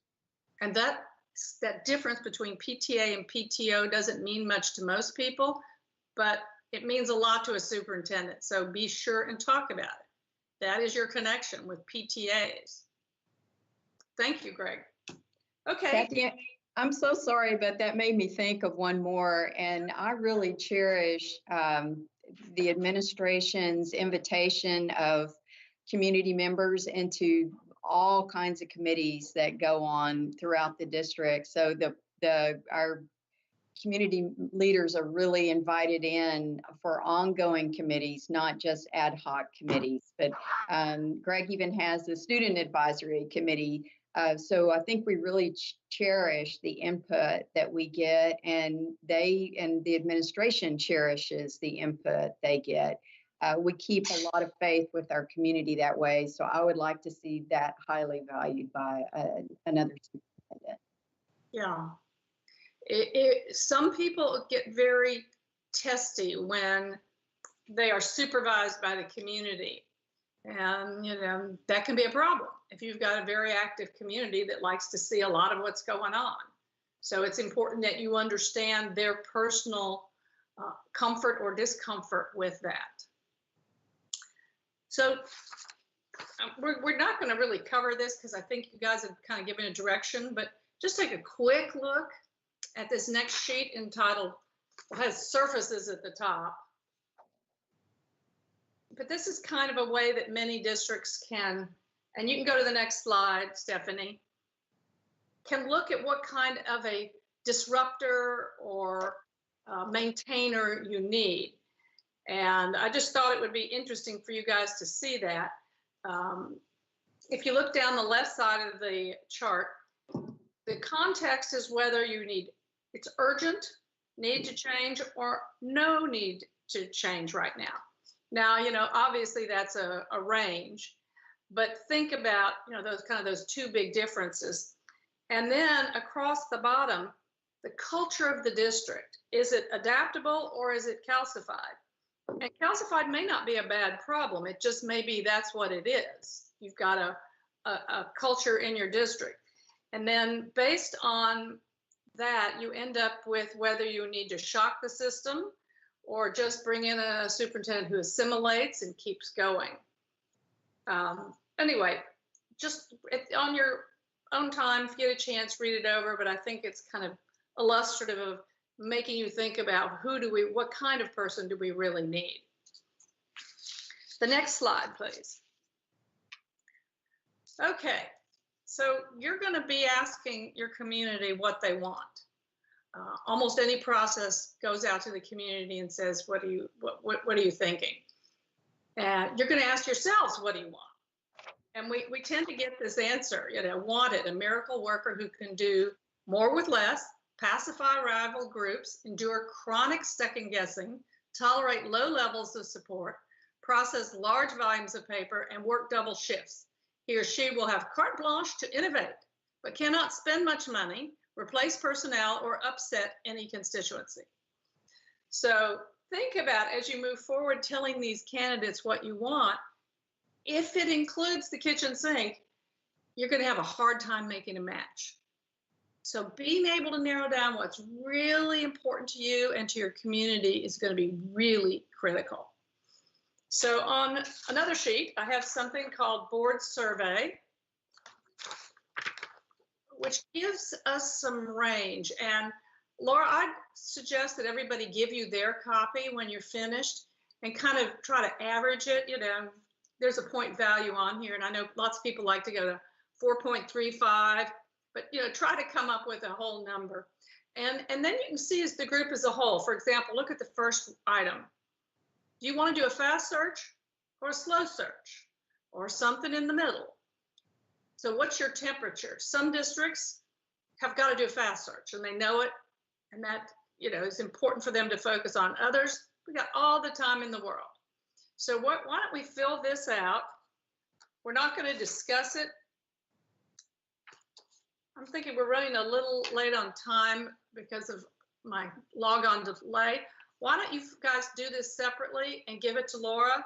And then Laura, if you give some feedback to the group later. Okay, sounds good. Sound good? Okay, great.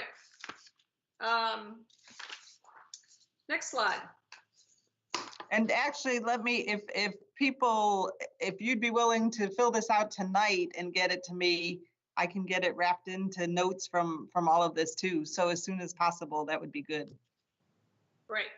And this gets at the issue of whether you want an educator, non-educator, somebody's got urban experience, not necessarily urban experience. I mean, it covers a huge amount. So this will give you some, you know, temperature on where your board is on a variety of issues. Okay, take a look at this slide. So now we're going to talk about the guts of doing the search. And let me give you kind of sort of what the breadth is. You could do the search yourself. For example, Lufkin, that I've worked with, decided they really had an internal candidate. And so they actually did the search themselves. But they were looking primarily at one person that they already had in place. Other districts, very few, by the way, actually do it themselves. Before I arrived in Portland, they did one themselves, and they ended up not being able to hire anybody. So they had to switch gears and then go do something different. Most districts, to be honest, hire a search firm or a consultant, but there are several ways to look at that as well. There's a traditional search firm, means people who work by and large in education. They can work regionally, sort of, you know, Texas, the mid-Southwest, or they could work across the country. There are big firms that hire superintendents, recruit them all across the country. There are non-traditional firms. When we hired a superintendent in Houston, we used a non-traditional, basically a headhunter that worked in the business community, Korn Ferry, if you know the firm. And we had a very hard time because they didn't know anybody, and they didn't, a lot of these firms start making phone calls and they just didn't have a pool of people to contact. So one of their recruits, it turns out, had an assault from New York. Another one of their recruits was actually having an affair with his secretary and wanted the job so he could move to Houston, get away from his wife. And a third one fell asleep during the interview. So be careful with non-traditional candidates. They just don't have a lot of experience in education or a lot of contacts.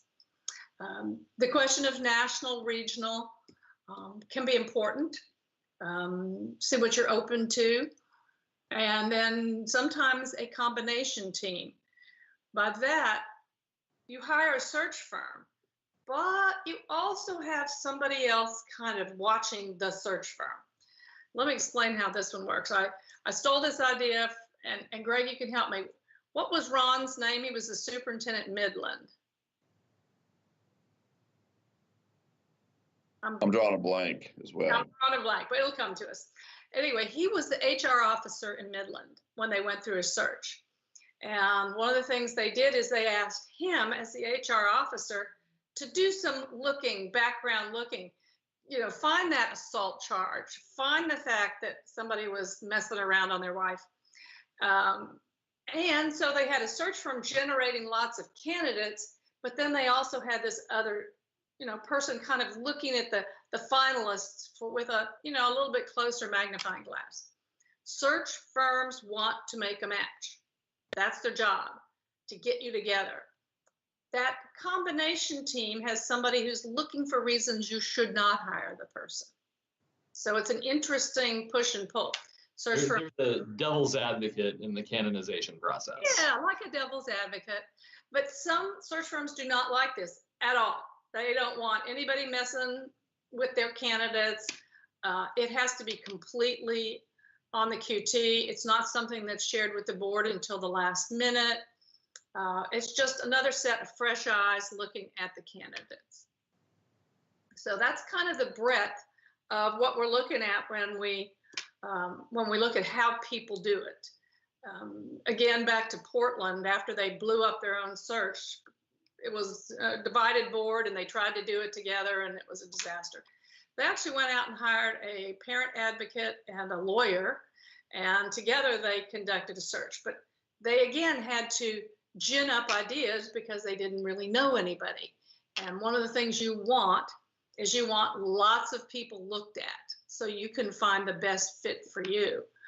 I know search firms sometimes get a bad name. Well, we had a search firm and they have a stable of people and they only recruit from their friends.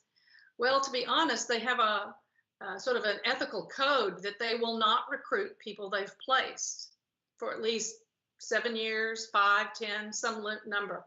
So they really often have to go out and gin up new names because they can't just go to the same 20 people they've been placing recently. Is that an ethical code that they will share with us? Yes, I would ask them that question exactly. Like, do you go back to the people you've placed to recruit them for new jobs? And if they say yes, but within a certain time frame or outside of a certain time frame. Oh. So one of the things we're going to do now is in the next slide, we're going to start thinking about the questions you ask a search firm, because that's a traditional way of doing this. So I've given you some guidance here. Be as creative as you want, but they have to submit within a couple of weeks of getting the RFP or RFQ. And, you know, you don't want their submission to be so long you can't even absorb it. But some questions that I consider to be important are, how do they develop a profile of an outstanding or an ideal candidate? If they go to your community and say, what do you people want? They're going to end up with an ideal candidate that is unbelievable and nobody could meet it. So what you really want to do is force the community to prioritize. What is the biggest need in this candidate? And that then gives the search firm some guidance. If you've had a bad personal relationship between the community and the superintendent, they may say the number one thing they want is someone that can relate to the community. But if that's in a list of 50 items, you'll lose it. So anything you do where you get input from the community, make them prioritize. Same with the board, by the way. They're going to ask you what you want. And if you give them 50 things, that means the search firm can do whatever they want. So if you want to keep them in, if you want to be in control, then you carefully say exactly, here's what we're looking for in this order. Ask them about their experience working with the board, because you're going to get some candidates who are not sitting superintendents, and they may be some of your best candidates. But have they ever worked with the board? Have they worked with a school system that's similar in size to you? I would not shy away from candidates who have not been superintendents. That's some of your best people. I think Austin just named a finalist who was not the superintendent and came from Dallas. So you can have some wonderful candidates, but have they worked with the board? You want to really want to know that they understand what it means to work with the board. Has anyone ever attempted hiring a superintendent from outside of K-12 education entirely? Yes. And how does that typically go? I mean, have there been good success stories? Does that normally fail? There are not a ton of them, so it's hard to draw a lot of conclusions. Jacksonville, Florida hired a general, John Fryer. He did a solid job. There was a guy in Seattle who eventually died, I believe, of brain cancer, who did a great job, but his CFO created a huge financial scandal. And since he was a CFO in business, it blew back on him, and he had a really hard time. So again, it had nothing to do with him coming from the outside, but sometimes scandals happen. There are not many. Every now and then, I believe LA has hired someone who comes from the business community, Chicago. They tend to be people in huge, large districts where the job is very much about managing the organization and not so much about applying their own knowledge of what improves instruction or what innovative programs are needed. They rely on experts that they then hire, and they've built a team of very strong people. Does that help, Scott? Yeah, absolutely. I mean, I want to make sure that we're not just living in the Texas K-12 education box, you know? Yeah, it's a really odd place for someone who doesn't know. I mean, it's like if you were suddenly told you're now in charge of this brain surgery team, you know, okay, you'd be very reluctant to offer any advice on how they should do brain surgery, but you might look at how they schedule and how they do paper flow and their collection of insurance and whether they get their positions on the staff filled. I mean, there would be management things you could be super helpful with, but not so much on their technical advice. So the question is, do you want technical advice from your superintendent or not? And if you don't, then yeah, you can look at a lot more candidates. If you do, then you need to look at people who've actually had experience in K-12. Thank you. Sure. So I've given you a list. Hang on, it's one of the many pieces of paper. This one is called the Search Firm Selection Process Questions and Advice Initial List. That's like the kitchen sink in that title. But I've tried to give you some really good questions that most people forget to ask of search firms. So you want to make sure that they visit with you in depth, individually. You want to understand how their information is collected and how you're going to get information back as a board. In Texas, I believe Greg, and your lawyer will tell you when you have to release names. The biggest problem we have in searches is a premature release of names. Usually what happens is people who are currently in a district where they are happy, if their name is released that they're considering your opening, they will drop you out of the search. And before you know it, you're down to one candidate and that's your only choice. If that happens, start over. Do not get embarrassed. Do not be, feel like your back's against the wall and you have to go with what you're left. You're in charge of this process. You got plenty of time. It needs to be a good process, but do know that it's really hard for people to apply for your job if it's going to threaten their current job. Any questions on that one? Just a quick question about FAST. What does FAST mean? FAST might mean 2 months. Slow might mean 6 months. Okay. So something like that. Thank you. If you notice, I've grouped these questions. The first is the whole question of the ideal candidate. Where are they going to go to find one? How are they going to get new names? How do they talk to the community? How do they get input from you guys? The second one is the whole question of their experience in working with a board in general and a school system of your size. I will say there's not a ton of difference between you and Houston and Dimebox.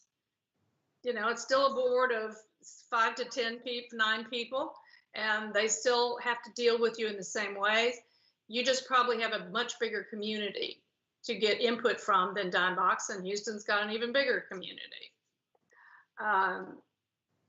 Number 3, explain in detail how your firm goes about identifying potential candidates. Often you'll ask the question, well, are you going to look at non-traditionals? And they'll say, oh, sure. But now how do you do that? I mean, yeah, that sounds great, but are you calling the local retired military and asking, how do you do that? That's a hard job. How do you find atypical candidates? So hopefully this could be of some help as you begin to think through your process and start an interview if you consider using a search firm. Let's see, next slide, Stephanie. So now what should you expect from them? They're going to promise you the moon, but sometimes they leave off some important stuff. You definitely want them to help you, whatever process you use, to pick a search firm, to identify a candidate profile. And again, it needs to be about this big. We need these 5 things. Experience with, non-English speakers, somebody who has a great sense of humor, someone who is data-driven. What are the big 5?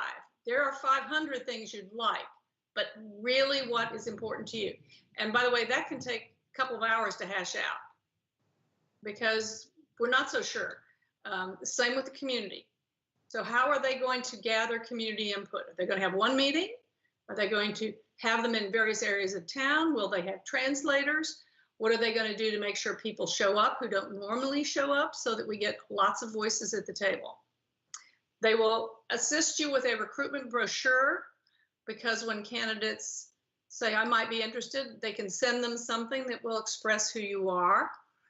They'll have web links. They'll place ads in the back of the periodicals that those of us in education take.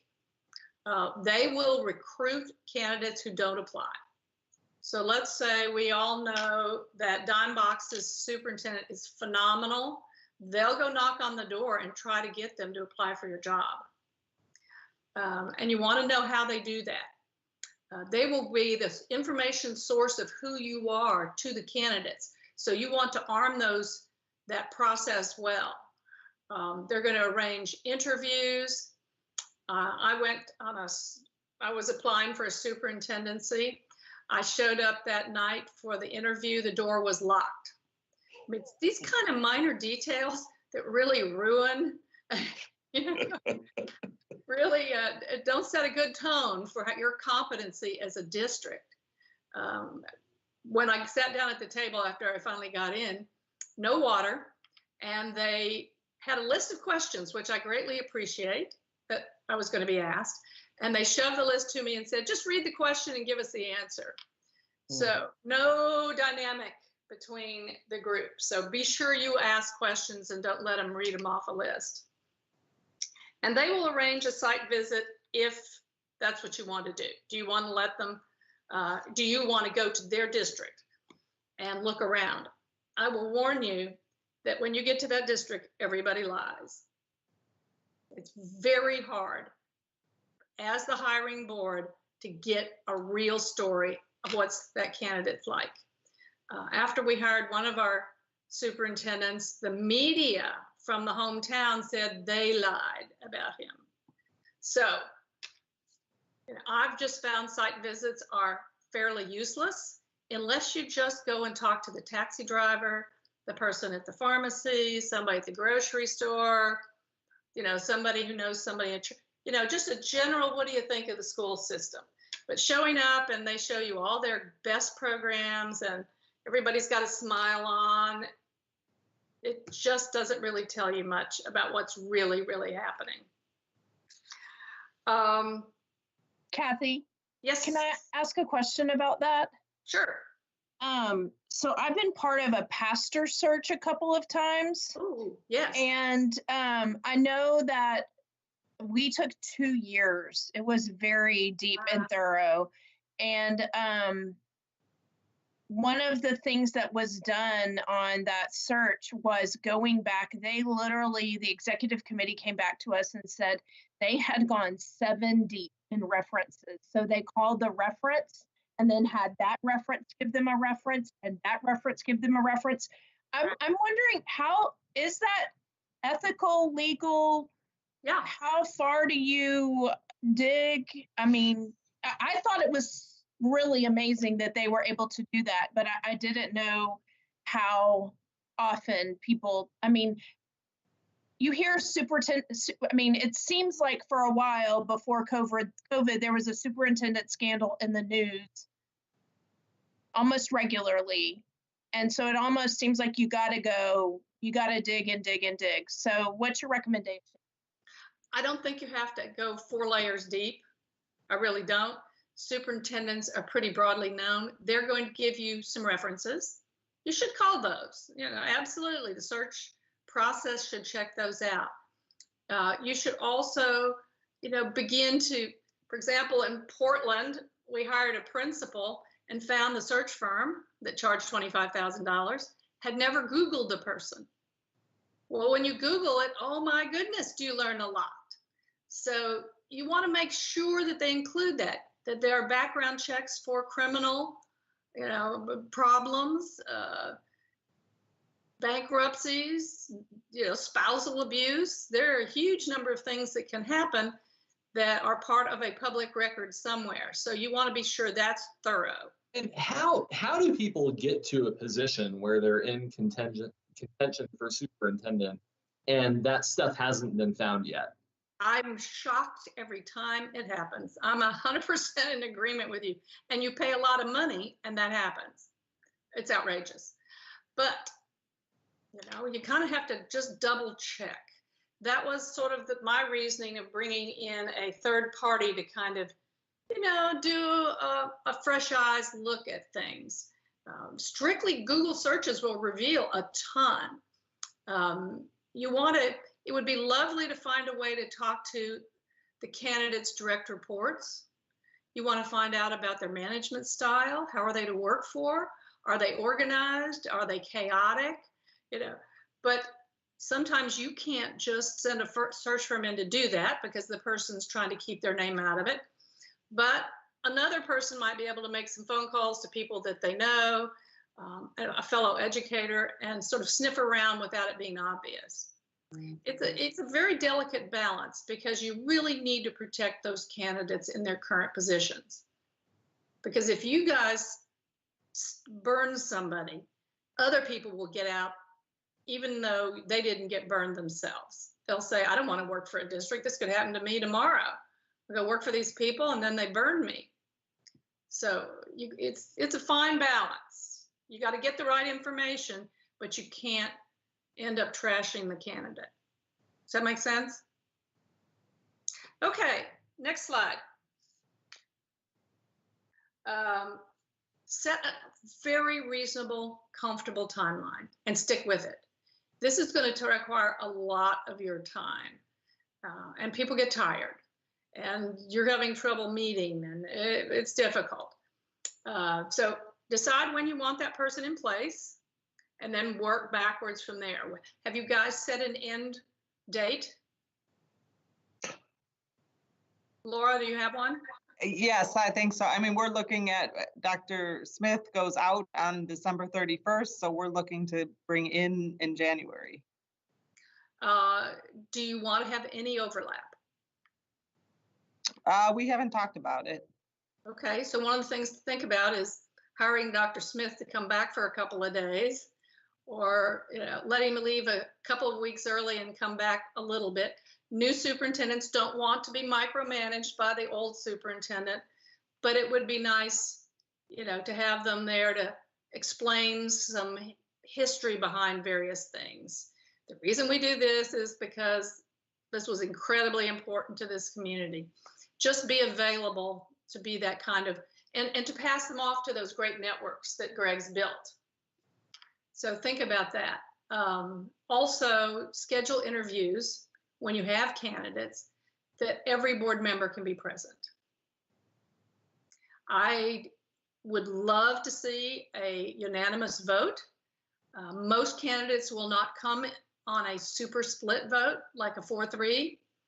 Some will, but it's just a nice statement to the community when it's a unanimous vote. It also gives the candidate, the board members, a lot of leverage with the candidate if there was a unanimous vote. If you're the one person or the two people who voted against the candidate, you just don't have much stroke with the candidate. But that doesn't mean you have to be silent about your concerns or the reason that you feel there's another candidate that's better. Okay, next slide.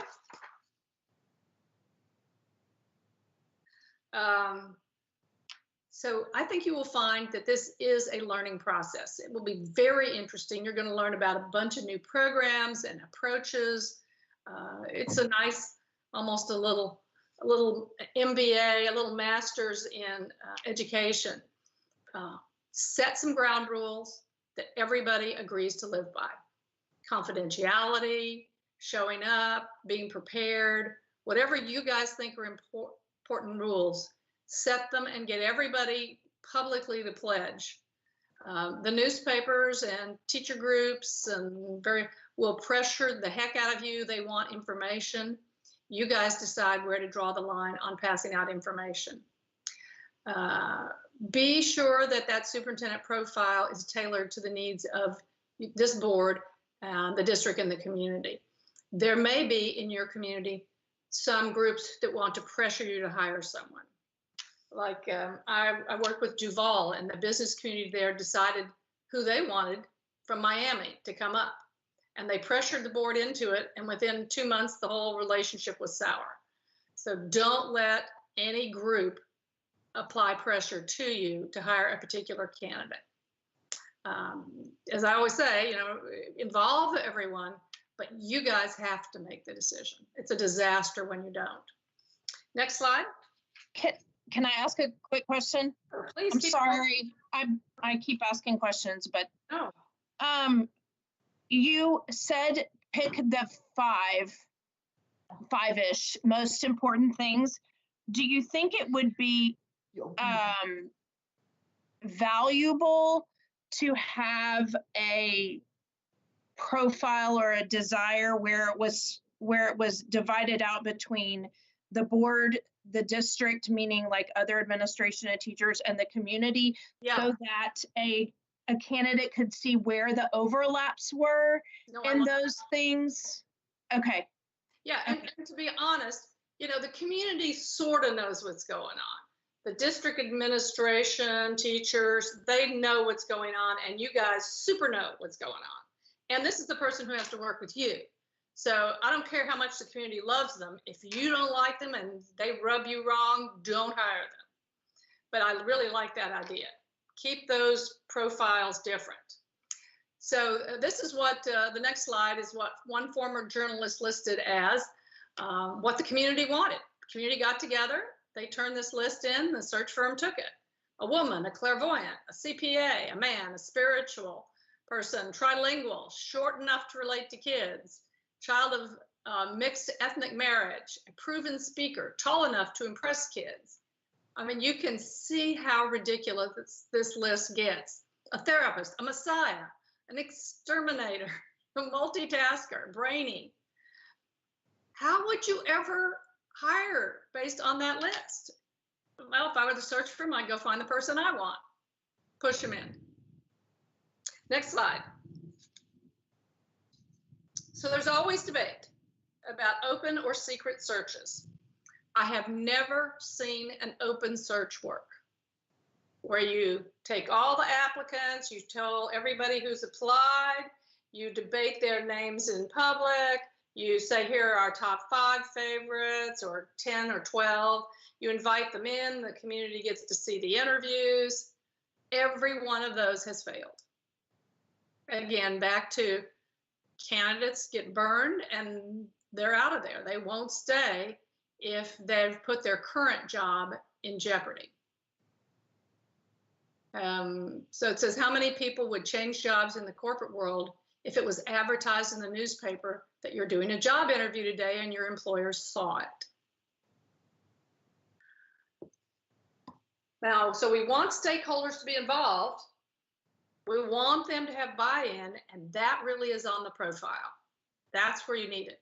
When you start to turn over the decision-making to others, in the end, you end up getting married to somebody you don't really want to be married to. Next slide. Now let's say you decided on a process. and now you've got candidates. I will tell you that you can't handle too many names. It's a real hard problem. Pretty soon you can't differentiate between them. If you hire 10 people, by the time you get to number 10, you have no idea who number 1 is. It's very difficult. 5 is about as many as you can handle. I know that a lot of boards would like to see a zillion names because then they could make the decision. And what happens is the names get out and the candidates all withdraw. Use the interview as the opportunity to see how well the candidate aligns with your vision. And this one's important, your style. I want to tell you the biggest reason things go sour in the first year is their style doesn't match yours. I've been working with a district in the Atlanta area.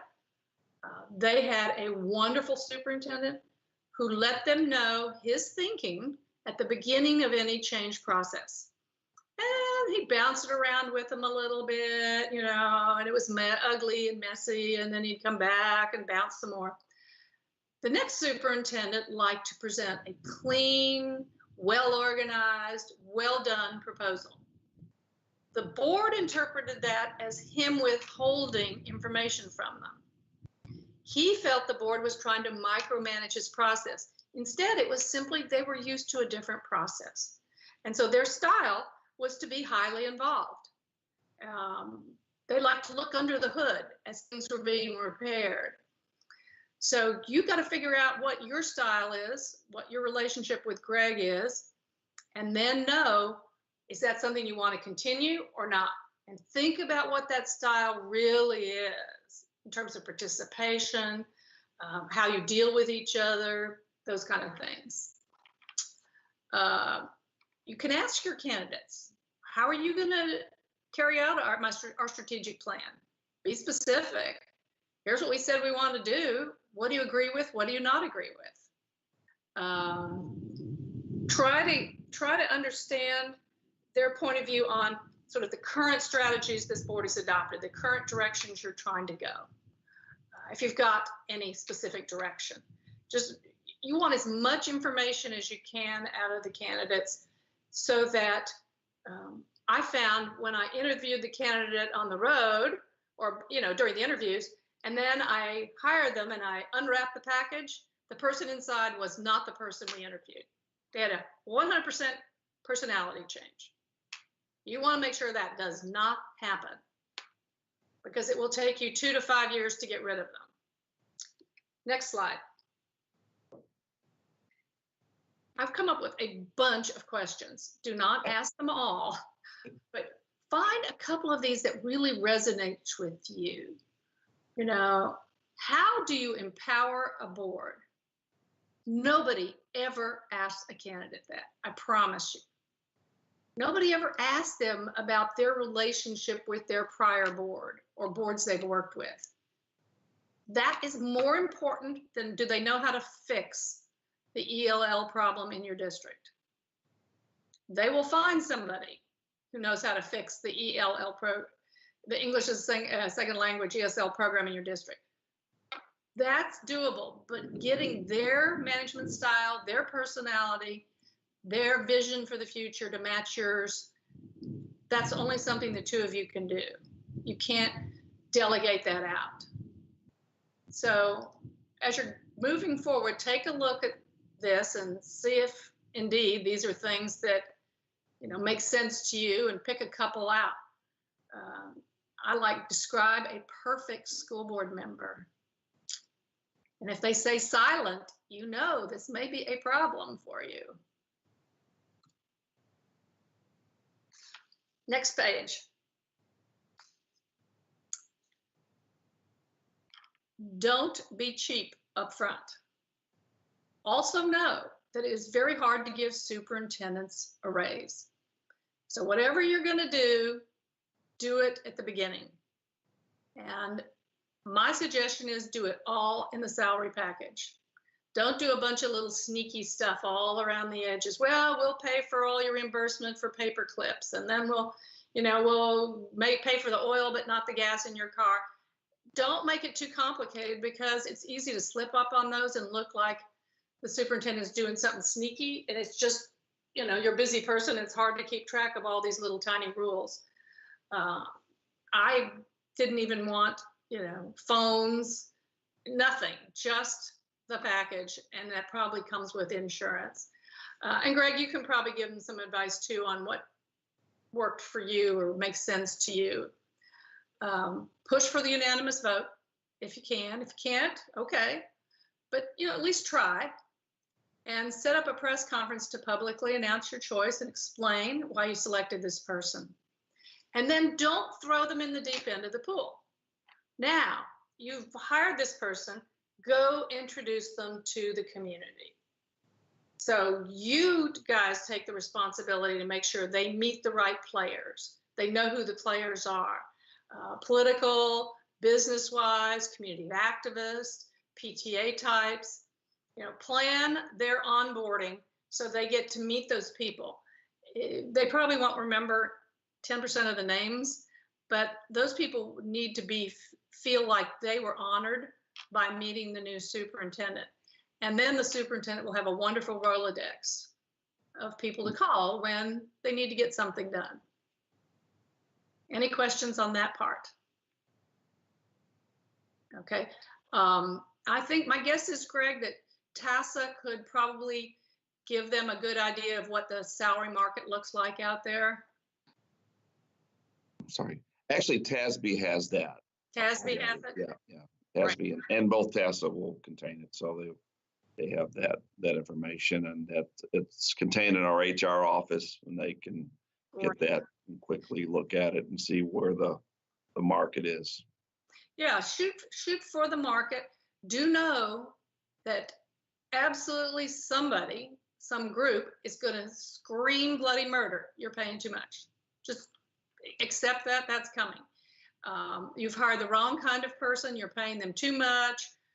You know, it's just a long list. So just know, as open as you're trying to be, and I would explain your salary package in terms of where the market is, there will be people who think superintendents should earn zero.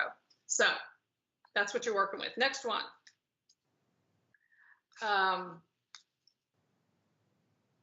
When you're going to offer a contract, the superintendent is going to be represented by a lawyer, usually.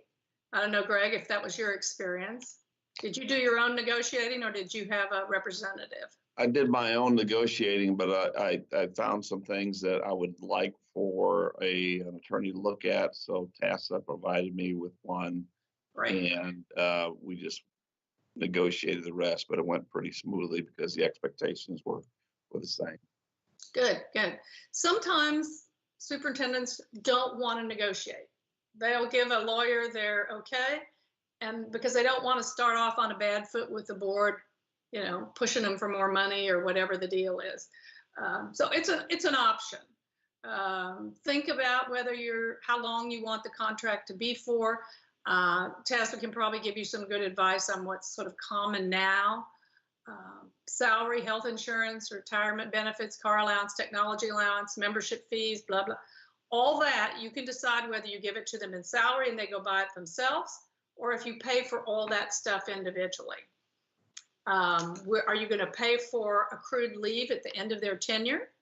Are you going to pay for their personal and business days that they don't use because you have a new crisis and you need them to stay in the office? And what are the grounds for termination? I think your lawyer, your own district lawyer, can give you some good advice on all that. Just be sure you get it covered in the contract, and then decide whether or not you're going to use a performance contract. Any questions on this one? Okay, next. So here are the pitfalls. It's going to be a very interesting process. But if you get a mismatch between the board and the superintendent, then you're going to have a very bad kickoff start. It just never gets better. If it starts bad, it doesn't improve. It's super easy to get a poor understanding of the candidate because the search firm is going to tell you their best strengths. Their former district is going to have glowing things to say about them. It's always easier to get the best stuff from them. So you've got to really understand who this person is, how they operate, what their values are.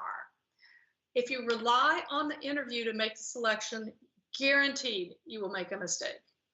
There are slick talkers out there all over the place, and they will wow you. You'll go, oh my gosh, this person knows so much, and they're so personable, and they're funny and witty, and oh my. So the best predictor of future behavior is past. You really want to know what they've done in the past. That's going to tell, not how slick a talker they are. I've had my experience with that, and it's very unpleasant to find out later they never stop talking.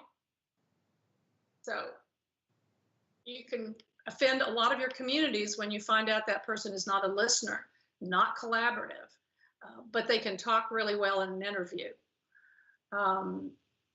If you've had a certain kind of experience, sometimes there's a pendulum swing. Well, Greg didn't like to do PTA, celebrations. So we're going to go find somebody who loves PTA celebrations. And you go too far the other way. So be a little careful about that. Be careful of superintendents who arrive with a 100-day plan and all the answers. They've looked at your data, they've looked at your website, they've talked to some of your people, they hit the ground running and say, okay, here's what we need to change. They have not met soul in your community. They don't really know who you are. They don't understand the leadership team that's been built. And suddenly they have answers for everything.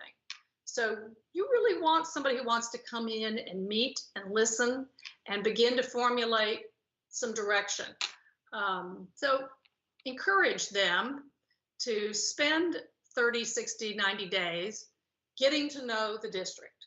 And then give us your thoughts on where we might make some changes or not.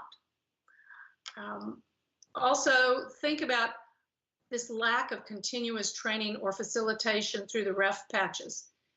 If things start to go south in the relationship between the board and the superintendent, you need to intervene quickly, or it'll just go really further south and you'll end up spending $500,000 to buy them out. So I highly urge you to, we're going to talk about onboarding, making the right choice, getting the right onboarding in place so that if there's a rough patch, you're right away intervening and coming to understanding. Next one.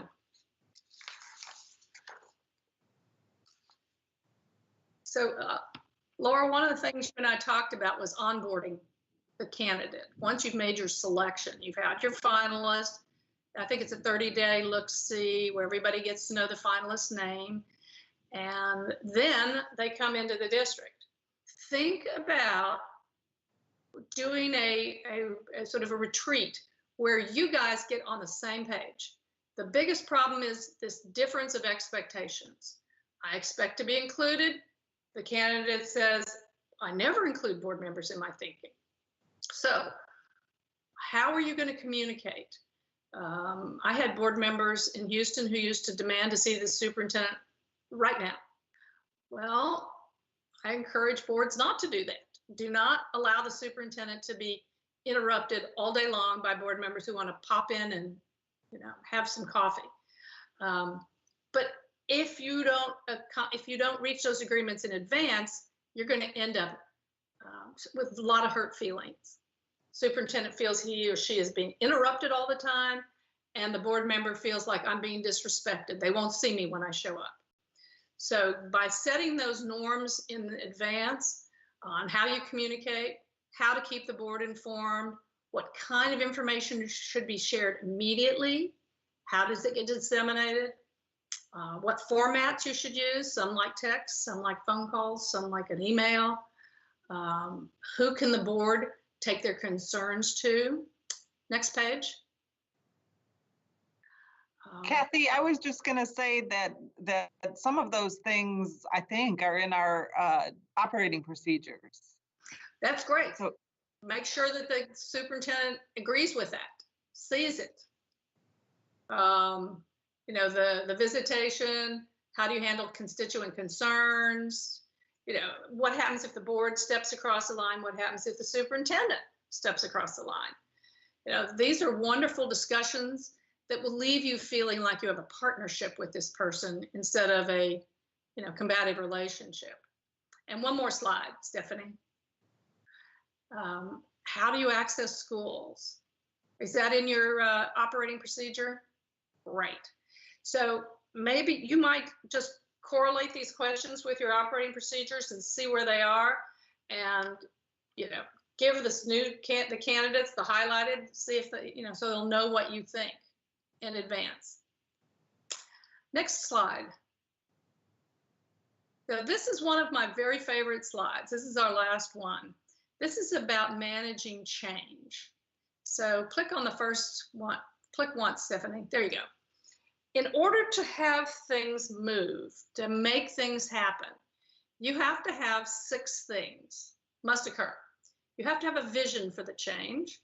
You have to have consensus. You have to have the skills. The people doing the change have to have the skills. Sometimes you need incentives, like I at least need to understand what's in it. Resources. Don't ask me to, deal with COVID patients and give me no PPE.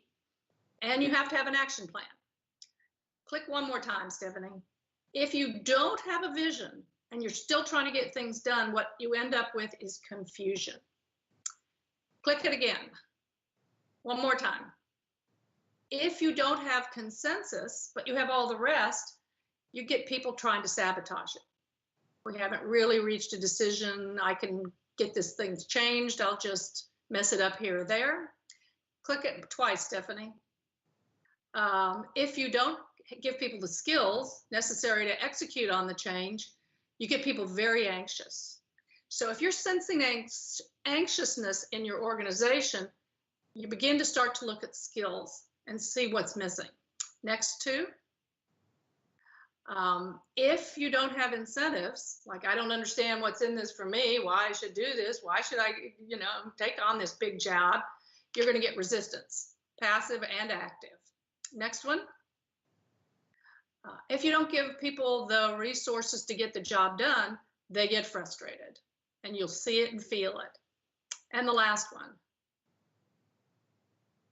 And if you don't have an action plan, you'll just be starting over and over and over again. And the last one, Stephanie, there we go. If you have all those pieces of the puzzle, you can drive change in your district. So when people get frustrated, or you see resistance, or you seem to always be beginning, we're doing this again, you can better understand what's missing. Because a lot of times the best laid, I got a great plan, I got a great vision, and the plan came from that. You think you've got everything lined up, and it's not working. So this is a nice place to look and say, why is it not working? And it'll give you a hint. So Laura, I think you guys have survived. We still have some more paperwork here. I've given you a procurement guidelines that may or may not be important. As your procurement department is looking for this, looking for an RFP. And I also gave you some, the questions for the superintendent and a sample of a community survey. This is just one they used in LA, but I would prefer more ranking. So at the last page, superintendent search, goals, deliverables, and work plan. Here's basically what the 10 things you need to do, and you guys need to decide as a board. Are there any ground rules? What's your time frame? Do you want to hire a search firm? Do you want to do an open or closed search? Do you know what your major goals are? How do you want to create a profile? Do you want a separate one from school personnel, from the community? What questions do we want the candidates to answer? How do we want a performance contract or not? What is our target base for compensation? And then the work plan. So questions. I have a question about the procurement guidelines that you included. Are these intended that there's like the 1.1, the 1.2, that we can kind of use those as a general question to a firm, and then they would pretty typically be able to answer those and without giving all the dots that are below those items? I think you need the dots. Okay, so you would include all of those in the RFP? Yes, yes. And you may find some unnecessary, or you may add a bunch more. This was sort of just a general, we do sort of a ACME, something we think is pretty good. If you notice, I put point values on there. Mm-hmm. Those are highly personalized to you guys. Do you consider the ability to deliver quality and the quality of the scope of work proposed worth 30 points or 50 points or 10 points? Along, the cost of the search, is that really, really important to you or not so important? So those point values can change. And let me ask you about the point values. Is that something that the search firm should know up front, or is that something that, okay, so that gets included? Yes, and you have to keep a record. If somebody comes back and sues you and says, why did that person get the job? It'd be really nice to have that nice list of, you got so many points for this and so many points for that. So that whomever serves on the committee, or it's the board as a whole, your paperwork is kept at HR or in the procurement department. Well, I think I would like, if people are able to do it, to be able to get us a little bit further down the road right now. If people are willing to talk about it, I think I'd like to get kind of a general feel from the board in terms of search firm versus no search firm, and what everyone's thinking along those lines.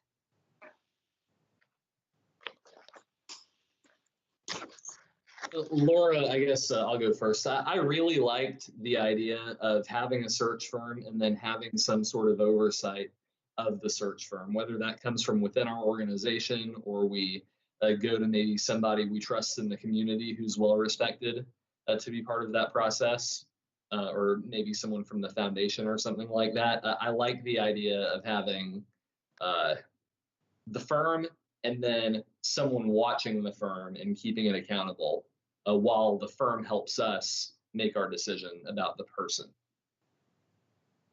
And Kathy, let me ask you something about that. I could see that the other person potentially being like a general counsel or some kind of, or a counsel that's hired separately, rather somebody who does not necessarily have a stake in the matter, but they do have a stake in the matter.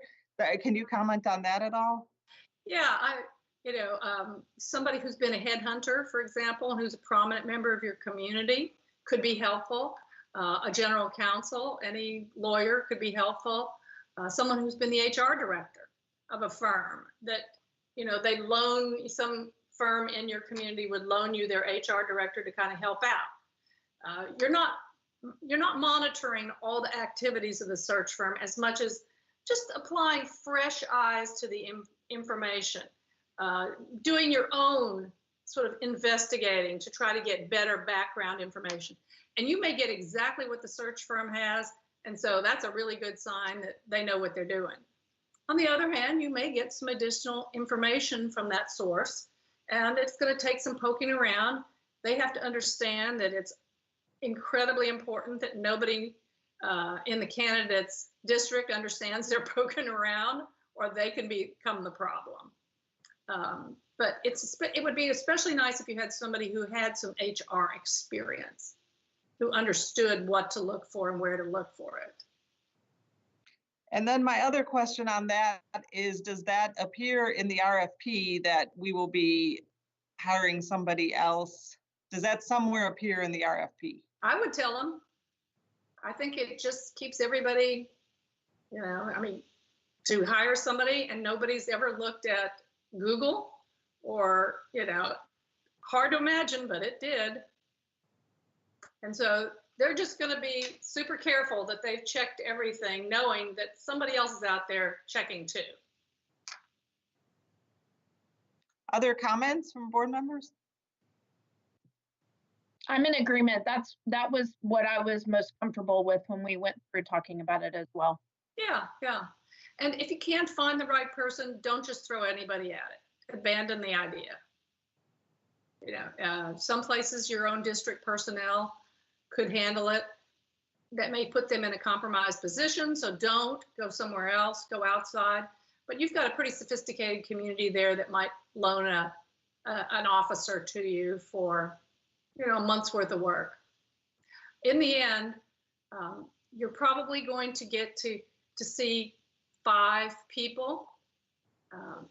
One of the best ways to keep it secret is not to use their names. This person comes from a district of this size.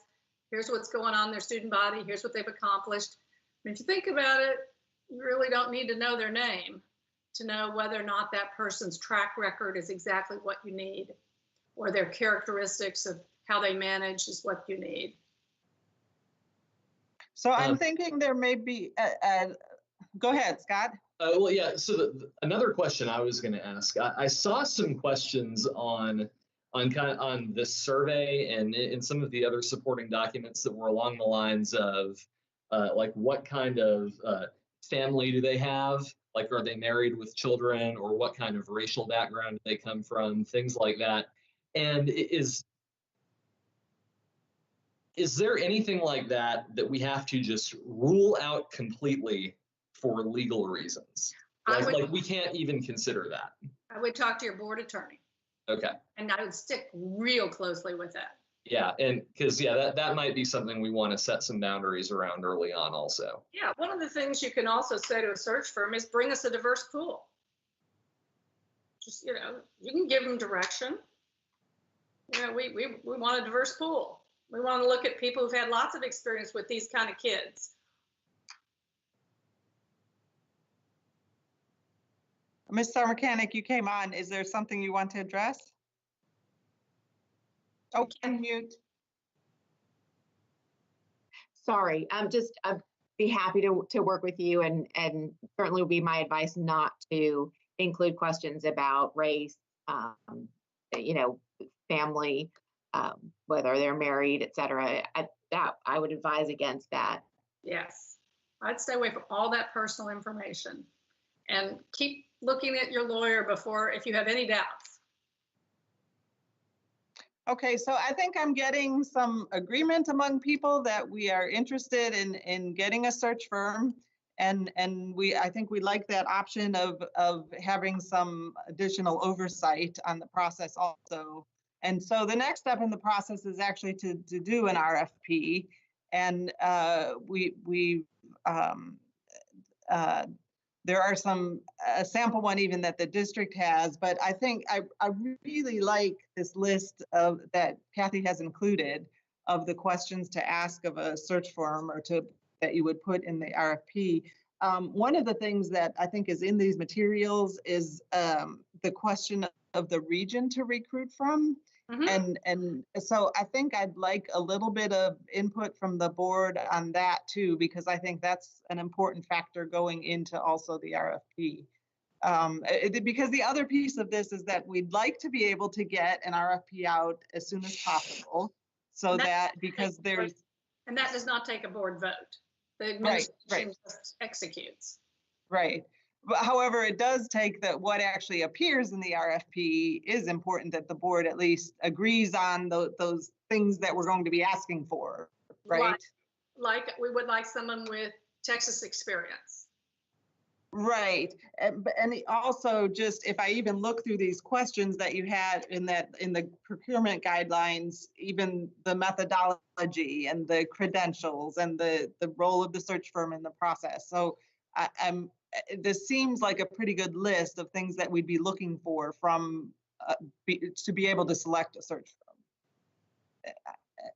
Yeah, and but so if you have any preconceived requests, it would be nice to put it in there. For example, there's a wonderful search firm who only does the Pacific Northwest. You really don't want somebody who's that focused on one region of the country, whereas there are search firms that focus on the entire country. So that's, if you're interested in the Pacific Northwest, then I'd ask for search firms with that experience. So if you want people who've had experience in Texas, you want to know what their references are in Texas or the greater Southwest or whatever region you're interested in. Right. So I wanted to have a little bit of discussion around that. And I also want to just throw on the table that the way that our process works, the procurement process here, is it has to be advertised 2 separate weeks. And then the packets can, whatever is submitted, there's an end date for submission, and then they cannot be open for 10 days past a certain point. And so what we're looking at potentially is if we can get the RFP out in the next day or so, we're looking in the 3rd week of August, I think, Yes. to be able to actually review them. So sometime maybe later in the week of August 10th, be able for us to review them. And we're looking at potentially a meeting sometime during that 3rd week in August to talk and do the evaluation for potentially maybe voting on something on the 24th at our regular board meeting. So I'm just throwing the schedule out so all of you can kind of look at your calendars too and know what's potentially coming up in the next. There's a period of time here that is dead time essentially, because that's when the proposals are coming in. And so that's kind of the timing for everything if we look forward. Well, I would also contact TASB about search firms, and your procurement department will do that. But there should be at least, I'd say, Greg, 6, maybe. At least 6, yeah. Yeah, Yes. at least 6. And you want some with national experience and some with local experience. But the national ones will have local experience, and ask them about it. So how much do we, getting back to do we need to have a discussion about and I think I would feel comfortable doing it, the region that we're interested in recruiting from, whether we just want it to be Texas, whether we want it to be Texas plus surrounding states, whether we want to go across the nation. I think we should have just a little bit of discussion about that. I mean, I'd like to see candidates from both. I think my biggest concern going national isn't even about finding a quality candidate. It's that it seems like a lot of the compensation packages are kind of built around having been in Texas for a while. I mean, when it comes to retirement and things like that, it's a lot easier if you've got 20 years of teaching and administrative experience in Texas already, because your retirement has been built up over that time. And so, and maybe that's a question for Kathy too. Do we have districts run into problems like that when they try and find people from other states? No, they, what they do is they end up probably giving them some sort of an annuity that compensates for the loss in their Florida retirement that, would bring them up to where they would be if they were doing the next 5 years in Florida. Okay. Any of the lawyers who do contract negotiations for superintendents will know what those sweet spots are. So basically, we just have to find some way to make them whole. Yeah, exactly. Okay. Or they won't come, and they'll tell you. Okay. Yeah, and I think my preference then is get a couple from Texas, and definitely make sure we interview at least a couple nationally. I will also warn you that if you go outside of education, there is a certification issue, and the lawyers can bring you up to speed on that. But in Texas, you're supposed to have at least a mid-management, right, Greg? Yes. And, I think, Kathy, earlier you said hiring somebody with Texas experience is versus saying we need to hire somebody from Texas is something to give consideration to, because somebody might be, a national firm might have somebody in Chicago but they have liaisons in Texas, and there might be a superintendent in Chicago that spent 15 years in Texas already, and they're on their 5th year in Chicago, and they may not be as embracing of negotiating teacher union contracts and so on and so forth, would like to come back to Texas and be closer to family. Right. And you will get a lot of people who want to come back to Texas. So, Jennifer? I would love to see some national candidates. I would love to, because I think sometimes they might have the most innovative ideas. But I have 2 caveats to that, and that is the value of understanding the Texas political system. That seems valuable. And the other thing is coming from an area that has experience with major disasters, that isn't going to get hit with a Category 5 hurricane and throws their hands up and walks out. I mean, and there are all kinds of natural disasters. It doesn't have to be someone that knows about hurricanes, but someone who knows how to arrive in that situation and take charge. So what do you have to say about the political part of it? I don't have a good handle on, I mean, I know money is short in every state on education, but how much of a guiding factor would you consider that to be? By guiding factor, you mean which part of that question? Because they had experience with crises, or? No, that is just a side, more the understanding. I guess my question is, how much does understanding the Texas education system, how important should that be? Because I don't know that much about other state education systems. Are we similar to a lot of other states? That would be my one thing, is I don't want somebody coming in that they've never seen anything like this, but maybe they're similar. I think that, the big chunk of what it means to be a school superintendent is similar. Everybody faces a budget crunch. Everybody's got legislators knocking, the education system and wanting the education system to do more. I mean, a lot of those are similar. Now, how school funding works in Texas, the peculiarities of the relationships and laws, those are specific to Texas. It's nice if someone knows all of that. I do think it can be learned. It's not unlearnable. It's a bigger learning curve if they've not been in education, because then they don't know anything about anything. And so there's a big learning curve there. So, and the other thing that I'm hearing right now from people, I'm hearing 2 things. One is kind of what we would be looking for in a superintendent, but what we're really thinking about right now is what do we want in the search firm and the ability of them to attract those candidates. So, and I think that's the thing that has to show up in the RFP, right? Yes, exactly. You And want so- their experience, and not just who they've recruited, but how long they've stayed in the district. So if they recruited tons of people and they've all been there 1 year, Okay, so to clarify, I would like to see both kinds of candidates. Yeah, national. Yeah, and I think that's what I'm hearing generally too. And they're a good stable of both. So you'll have choices. I think one thing I'm thinking about here is just because it seems like there are search firms that have very different goals and very different approaches. I would like a search firm that we hire, and maybe they all have this, maybe this is uncommon, but I would like for them to have a statement of their ethics and their goals. Like what do they think, like what is their approach? What do they value in the people they bring forward? And I would like to make sure up front that that is a good match for what we value, and that it is like stated in writing is something they really believe. Yeah, and you can request that. My guess is they've all thought that through. Yeah, my question is that, can you tell offhand? Well, it is 1.7 on the list that you gave us is the firm's philosophy.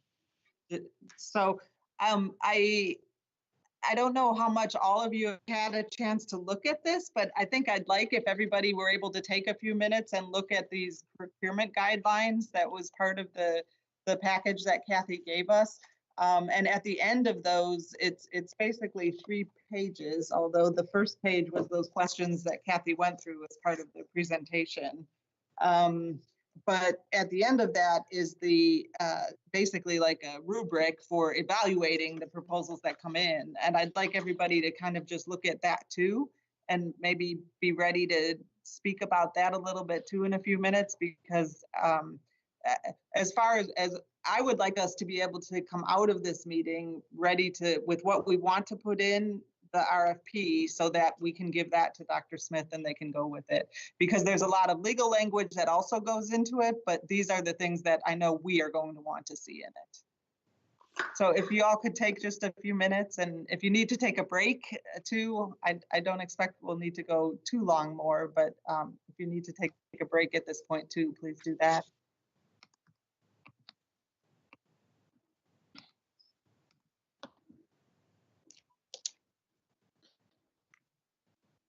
Laura, Yes. you were breaking up a lot, and I had that document in front of me, but I don't, what is it that you wanted us to go?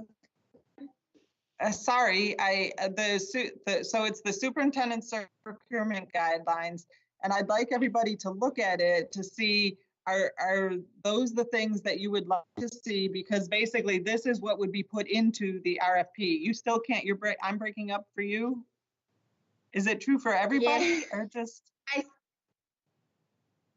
I'm seeing no's that it's not true. I got the last part of it. You said you want us to figure out whether these are the things you would want to see in the RFP, or if there's anything missing, and then what you think about the rubric at the end, the way the point values are divided. Okay. Laura, since we're supposed to submit the board survey scale to you this evening, could we submit this to you this evening as well? Because this sounds like it's going to take a little bit of time. I think maybe if we can just have a short discussion about it to see if there's anything substantial that's missing from it, and then go from there. Because I think if we, yes, and if we get that input, if I get that input from everybody, I can make sure that I then pull it all together and be able to show it to everybody to say that's what's going to go into the RFP.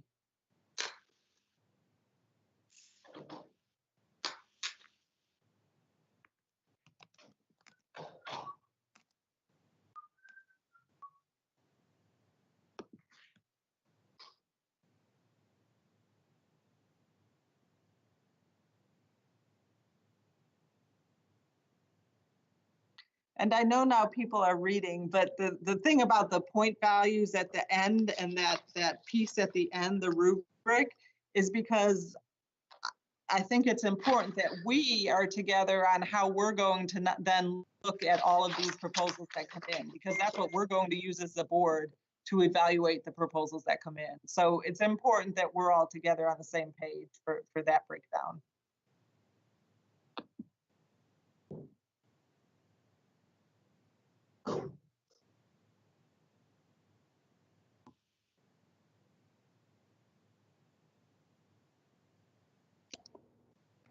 Laura, when you're talking about the rubric, are you talking about the point values, or are you talking about a separate document altogether?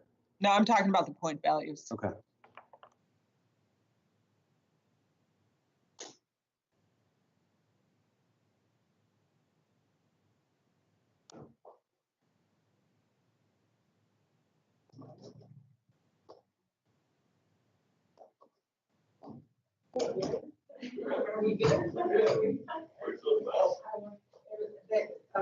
I don't know if you've heard that, but when just asked about it, people submitting it tonight too, just if they had anything else. Further than what is on.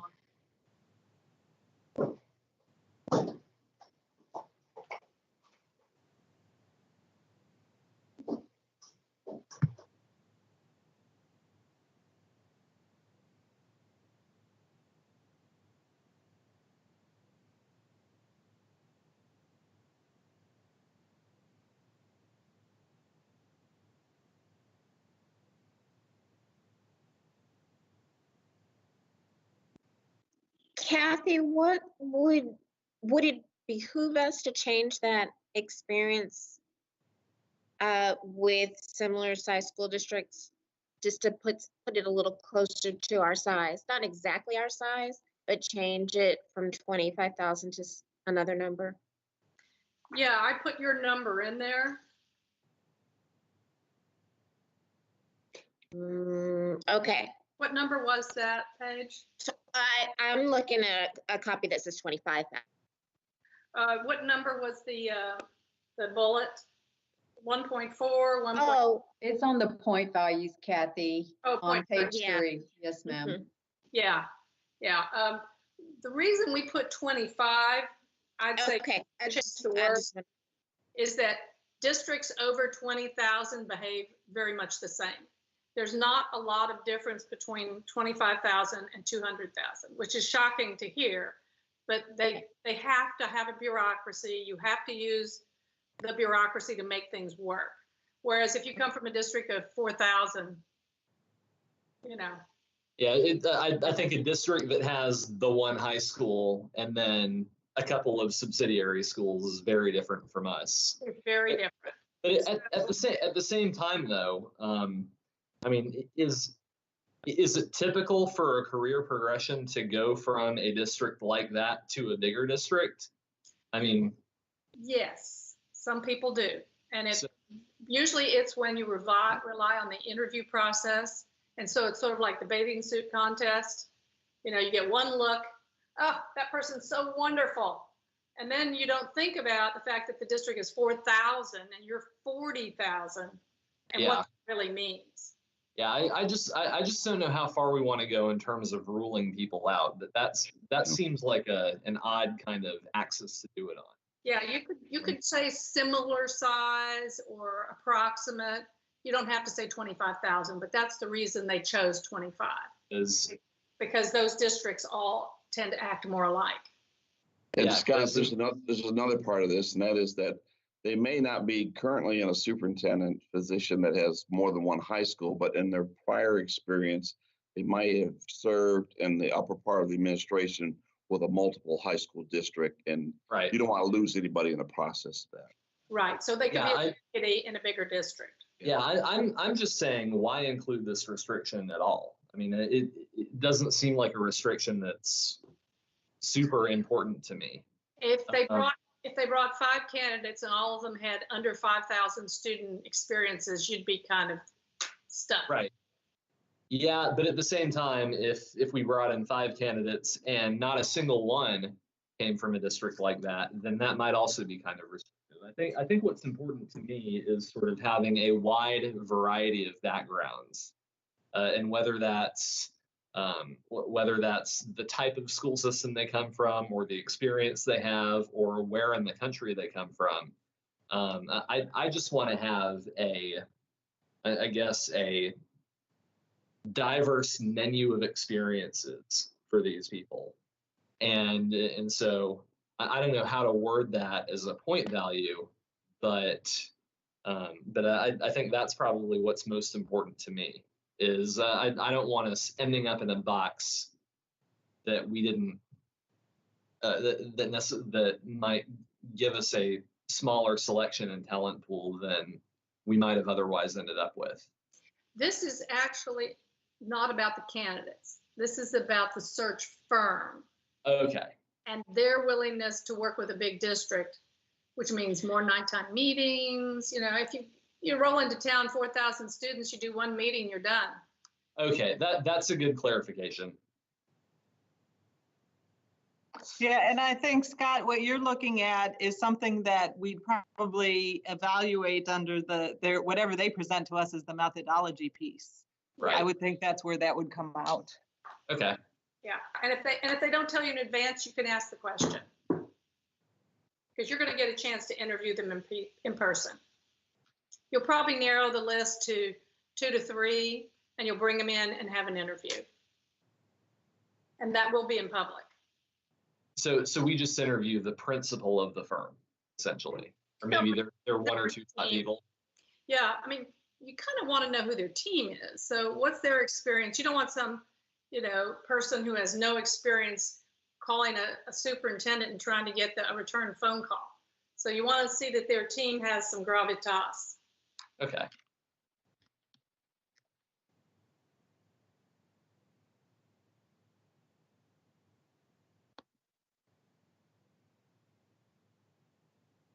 And Greg, please thank your technology guy for all that help.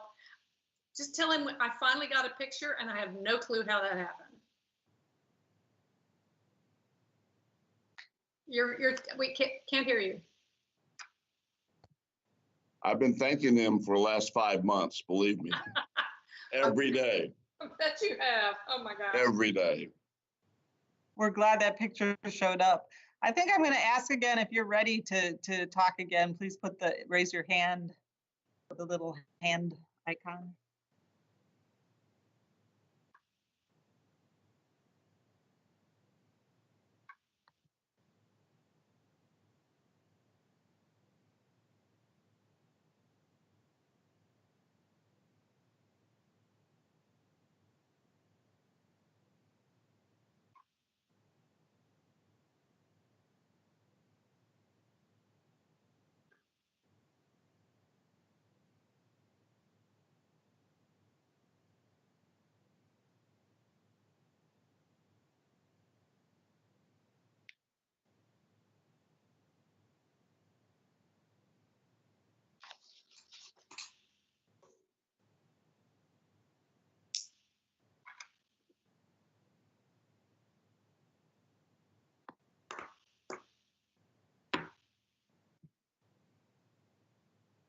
Scott, you good? And Paige.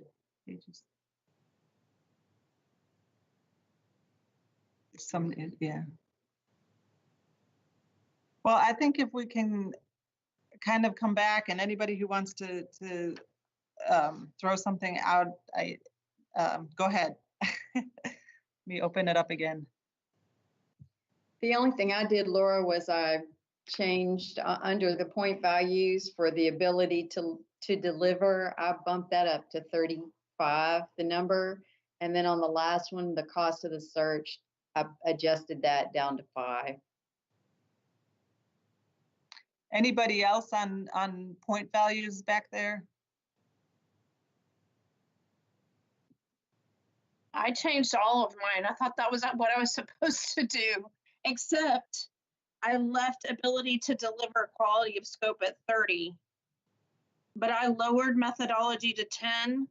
I raised the references and reputation to 20. So I came out with 20, 30 on the scope of work proposed, ability to deliver, 20 on references and reputation, 20 on ability to conduct a community process. I took out the principal place of business in the state. I put 0 value at that. And can Miss Our Mechanic, is that a mandatory item? The ability to conduct business in the place of business in the state? No, it's not a mandatory item. Chapter 44 of the Education Code lists factors that can be considered. And so that is one of the factors that may be considered in considering a request for proposals such as this. So and it may not be important to you. Right. But if we want to give that 0, we don't have to consider that factor. Yeah, I think I'm also in favor of giving that 0, but I think I would move, and costs of the search, I'm probably also fine reducing that to 5. Oh, I raised that to 15. Oh, really?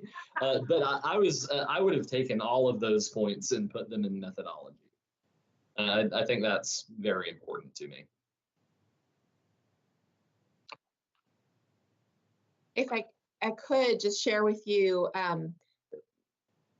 Mr. Cruthers shared kind of a draft of what in the past they've done, and purchase price, or the cost is usually somewhere around 25%. I mean, it's usually given a little bit higher weight than 5, just and then reputation, in the 20 range.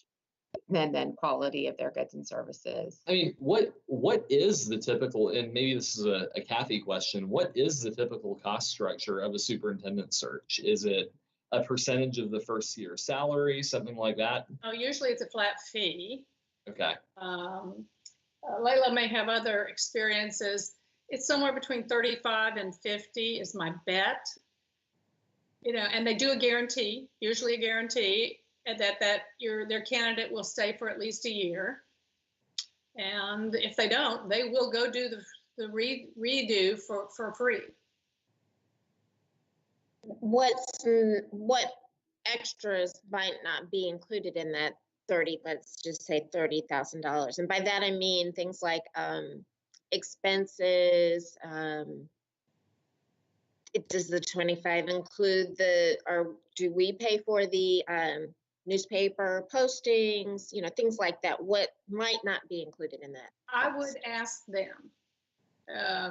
What you really want is a turnkey. You don't want to be nickeled and dimed with, you know, this flight and that flight, and, you know, we're going to put in this periodical because it's cheaper versus this one.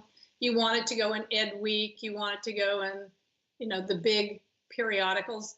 The problem is I don't find those particularly helpful because, you know, often they have to place the ad, you know, 60 days before it runs, and your timeline's not going to really allow for that. So that one may be fairly minor. Ed Week comes out every week, maybe, or every 2 or 3 weeks. So that there'll be some, but I asked them that exact question. What is included in the fee? If it's everything, that's great. Question, and maybe Layla, if as we go down if we go further in the process, and if there are individuals who the firm is expecting that we are paying for travel, that we're paying for expenses to come for interviews, then does that information become subject to a information request, an open information request? So then the better strategy is ensuring that the firm handles it all, and that probably provides at least the candidates some assurance that their information isn't going to have to be divulged before it's time. Yeah. Correct. Okay. Yeah. So if you want them to pay for candidate transportation and hotel to come for the interview, be sure you say that. I don't know if they normally include that. Normally they include their own team coming and conducting community meetings or meeting with you guys. Chances are you're going to be doing a bunch of this online, which may save you some of the transportation. I think the candidates pay for their own travel. I mean, generally, I don't think that's something that the firm or the district would pay. And then I don't know if in these circumstances, I don't know, Dr. Smith, if that's been your experience. And I don't know if in these circumstances, we may be looking at remote, I don't know, some remote interviewing. Yeah, yeah. I think you may end up, the person may end up seeking reimbursement if there's an overnight stay. Yeah. So there is, the education code does provide for confidentiality of the superintendent search, so we could certainly object any requests for those kinds of details up until that 21 day before the board votes announcement. So that's the point at which it has to become public. So we could seek exemption. So I'll have to look at that more carefully. Well, I would do what you could to make sure that other than the lone finalists, nobody else's gets out. Absolutely. I think I tend to agree with Scott too about the value of the methodology and putting some more weight up actually on both of those top things, and the ability to deliver and the quality of the scope of work proposed. Because I think we're not going to select this just based on who can give us the lowest cost on this. We're looking for the quality of the proposal and what they can do in the package. So that's where I would tend to agree with those higher numbers being up there. Yeah, and I mean, I think too about the fact that if the search doesn't go well and we end up having to hire a new superintendent later on down the line, that's going to cost 30 times more than it would if we just hire the best search firm we can. So Also think about the fact that you're going to have a community process that probably is not face-to-face.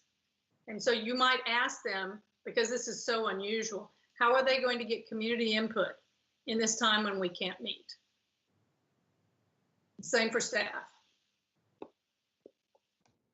Do we, and I don't remember, I think maybe Scott asked this question just as a point of consideration, is just thinking about the overall market at this time for superintendents, knowing, I think at one point, maybe Scott, you asked, do we have a way to find out how many other superintendent searches are happening at the same time that would be of similar interest to the types of superintendents we would be looking for? Is that something that we need to do more research, or how can we go about, can we ask them to provide that?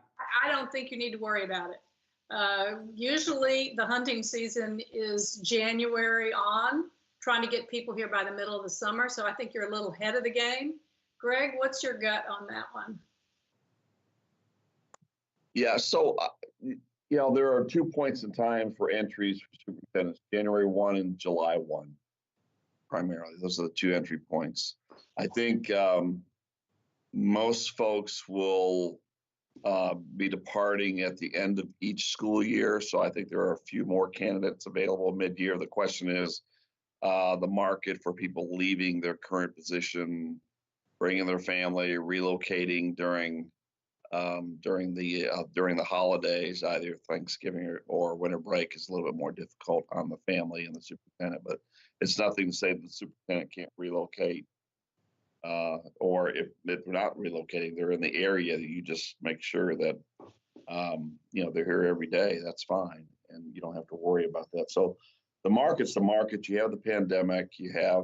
But this is, as we've talked about, a very, very attractive school district, and you should garner some great interest of quality candidates. Yeah, I would not worry about the size of the pool for you guys. Kathy, let me ask you one other thing. For if we bring down the point value on the cost of the search, does that influence how a search firm might think about how they're putting together their proposal? They probably know about what everybody else is going to do. They probably do. So they're gonna give you what they want.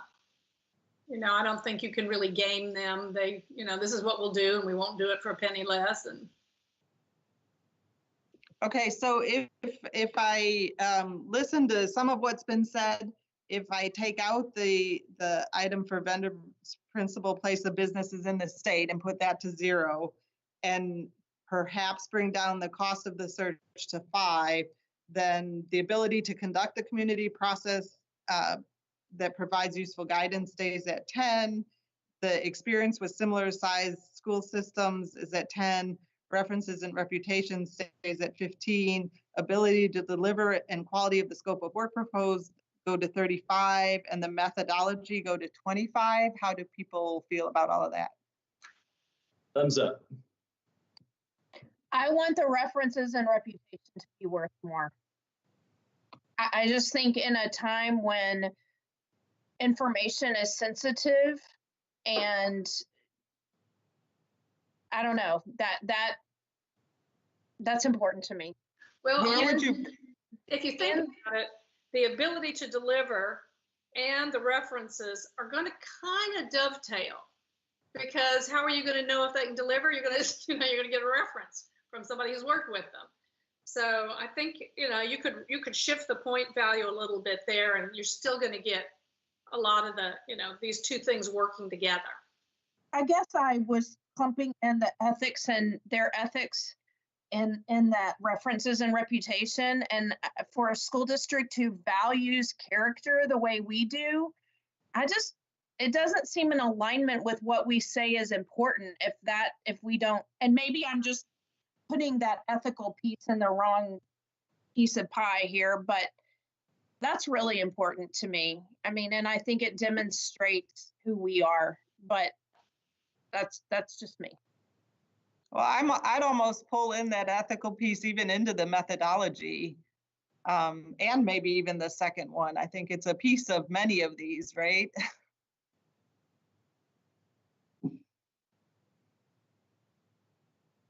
Are you saying then, are you then saying, Laura, that if you were to pull those up to methodology, could it be methodology, ethics, and something else? Are you thinking you can group it and then it's weight for what it is given, or does that make it too muddy?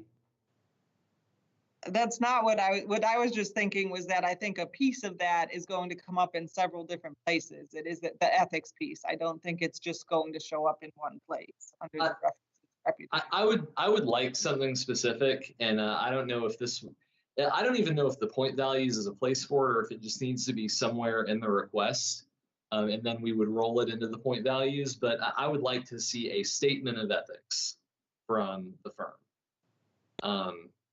And preferably not something that they just threw together for our request, but it's something that they already have and are operating under. Yeah, that could easily fit in 1.7. Yeah, we can definitely add it in. Okay, I maybe missed, I don't think I've missed any of the meeting, but are we sharing this particular document, the procurement guidelines with the point value? Are we sharing that with the search firm as part of the RFP? Yes. Okay, I missed that. Sorry about that. That doesn't really change a lot, but I wanted to be clear. Yes, that I think that's typical, that it's a piece of it. Yeah, they just need to know how they're being judged. And so I think we may be at a point, if there's some agreement there, that that we have something that we can work with to put into an RFP. You all are going to send me this Survey. the board survey tonight. You're going to send me your thoughts on that, and any thoughts you have of anything you think of that you think absolutely needs to be in there in the procurement guidelines that we missed. We have an executive committee meeting tomorrow morning, and I can bring to the executive committee anything that came to me and what needs to show up in there. And then that can be, we can come to that, everybody can look at it, and I think then we can go forward with the RFP. Does that sound reasonable to everybody? Yes, but I have one question before we fill this out. I need a clarification on something for the board survey.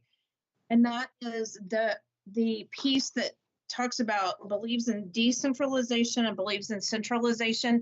Can you just explain a little bit about what you mean by that, so I can answer that right?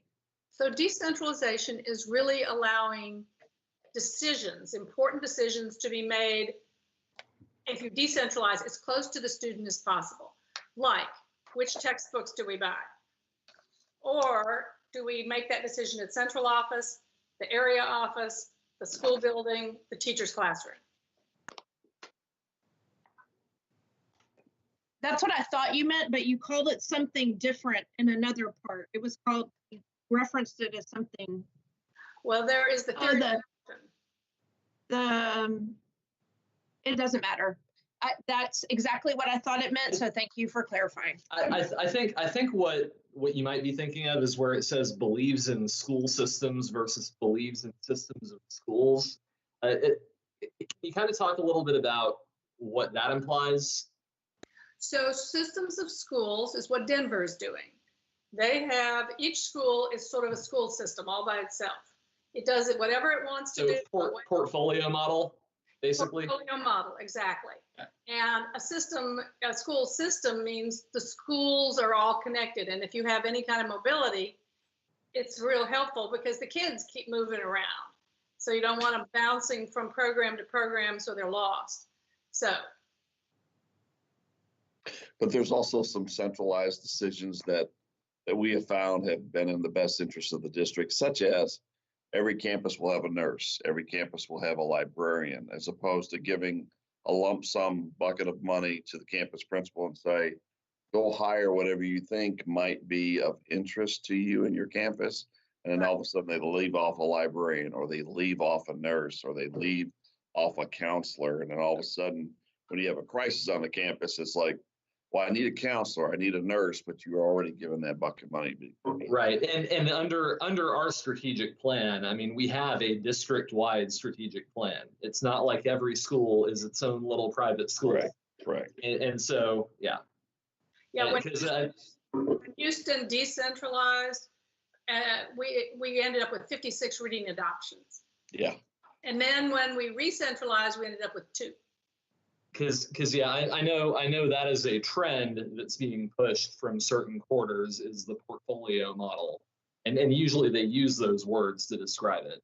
And if you have virtually no mobility, then it's much easier. But if you have kids moving around or you have low-income kids, it gets to be a problem. What's your mobility rate? Well, it's 27% economically disadvantaged, so it's a pretty good sum. That's pretty high. I remember one year there was about 600 kids that moved out of the high school and about 800 moved in. Right. So you just yeah. Can one of the questions that's asked, can you ask can the firm provide how many ongoing searches they currently have that would be happening that they're managing? Is that, I didn't see that question here. Maybe it is. Okay. And you might ask, how many people are working on a search? Is it 1 with some clerical help? Is it 2? Is it 3? Okay. Am I, as a professional handling 3 searches at once? Okay, so I think I'm feeling that we're in a pretty good place and that we have a way to move forward. We know how we're going to move forward in terms of the RFP for a search firm. You all have some deliverables to me tonight to make sure that we're all together on this, and then we will be able to go forward after tomorrow with it. Anybody have anything still hanging out there? Or can you I just want to make sure that I send you what you've asked for. So you want the board survey with the choices or the things that we care about there, and then any additional written input to the procurement guidelines, or, okay. Yes. And on the board survey, what everybody's doing is circling a number, right, Kathy? That is correct. Okay. For every one of those items, right, we're circling a number. Okay. Well, I just want to say good job. I apologize for the technical problem, but you did a great job. You're moving. This is a good sign. Yeah. Thank you very much. Yes, thank you, Kathy. We appreciate you being here. I appreciate all of you for hanging on in the beginning there and knowing that we were going to get to the point. But I'm delighted that you showed up on the screen so that everybody could see you.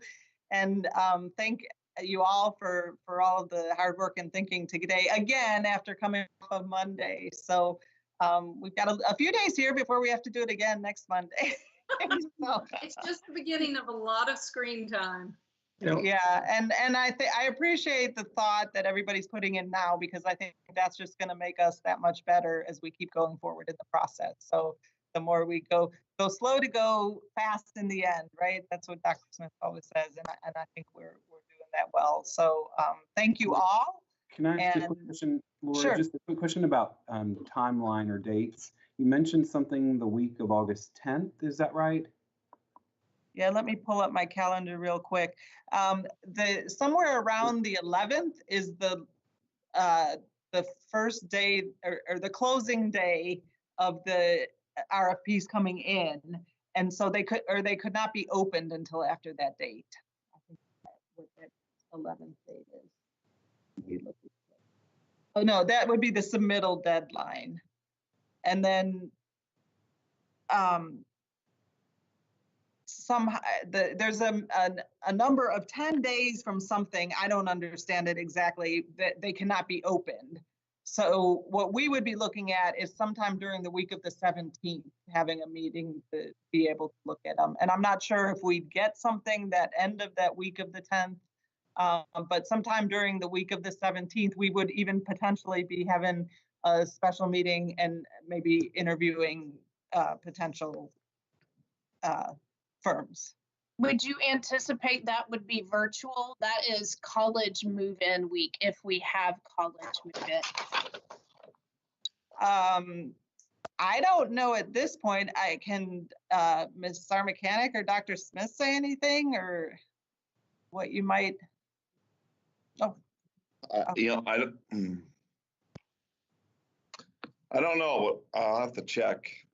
I'll have to look at those timelines and see what we have available to, and just check your calendars as well as what we need to do. I think that we'll do whatever we have to do to help the board get to a place for the August 24th meeting. I think that's what you want to do. You want to be in a position to identify the search firm Right. by August 24th.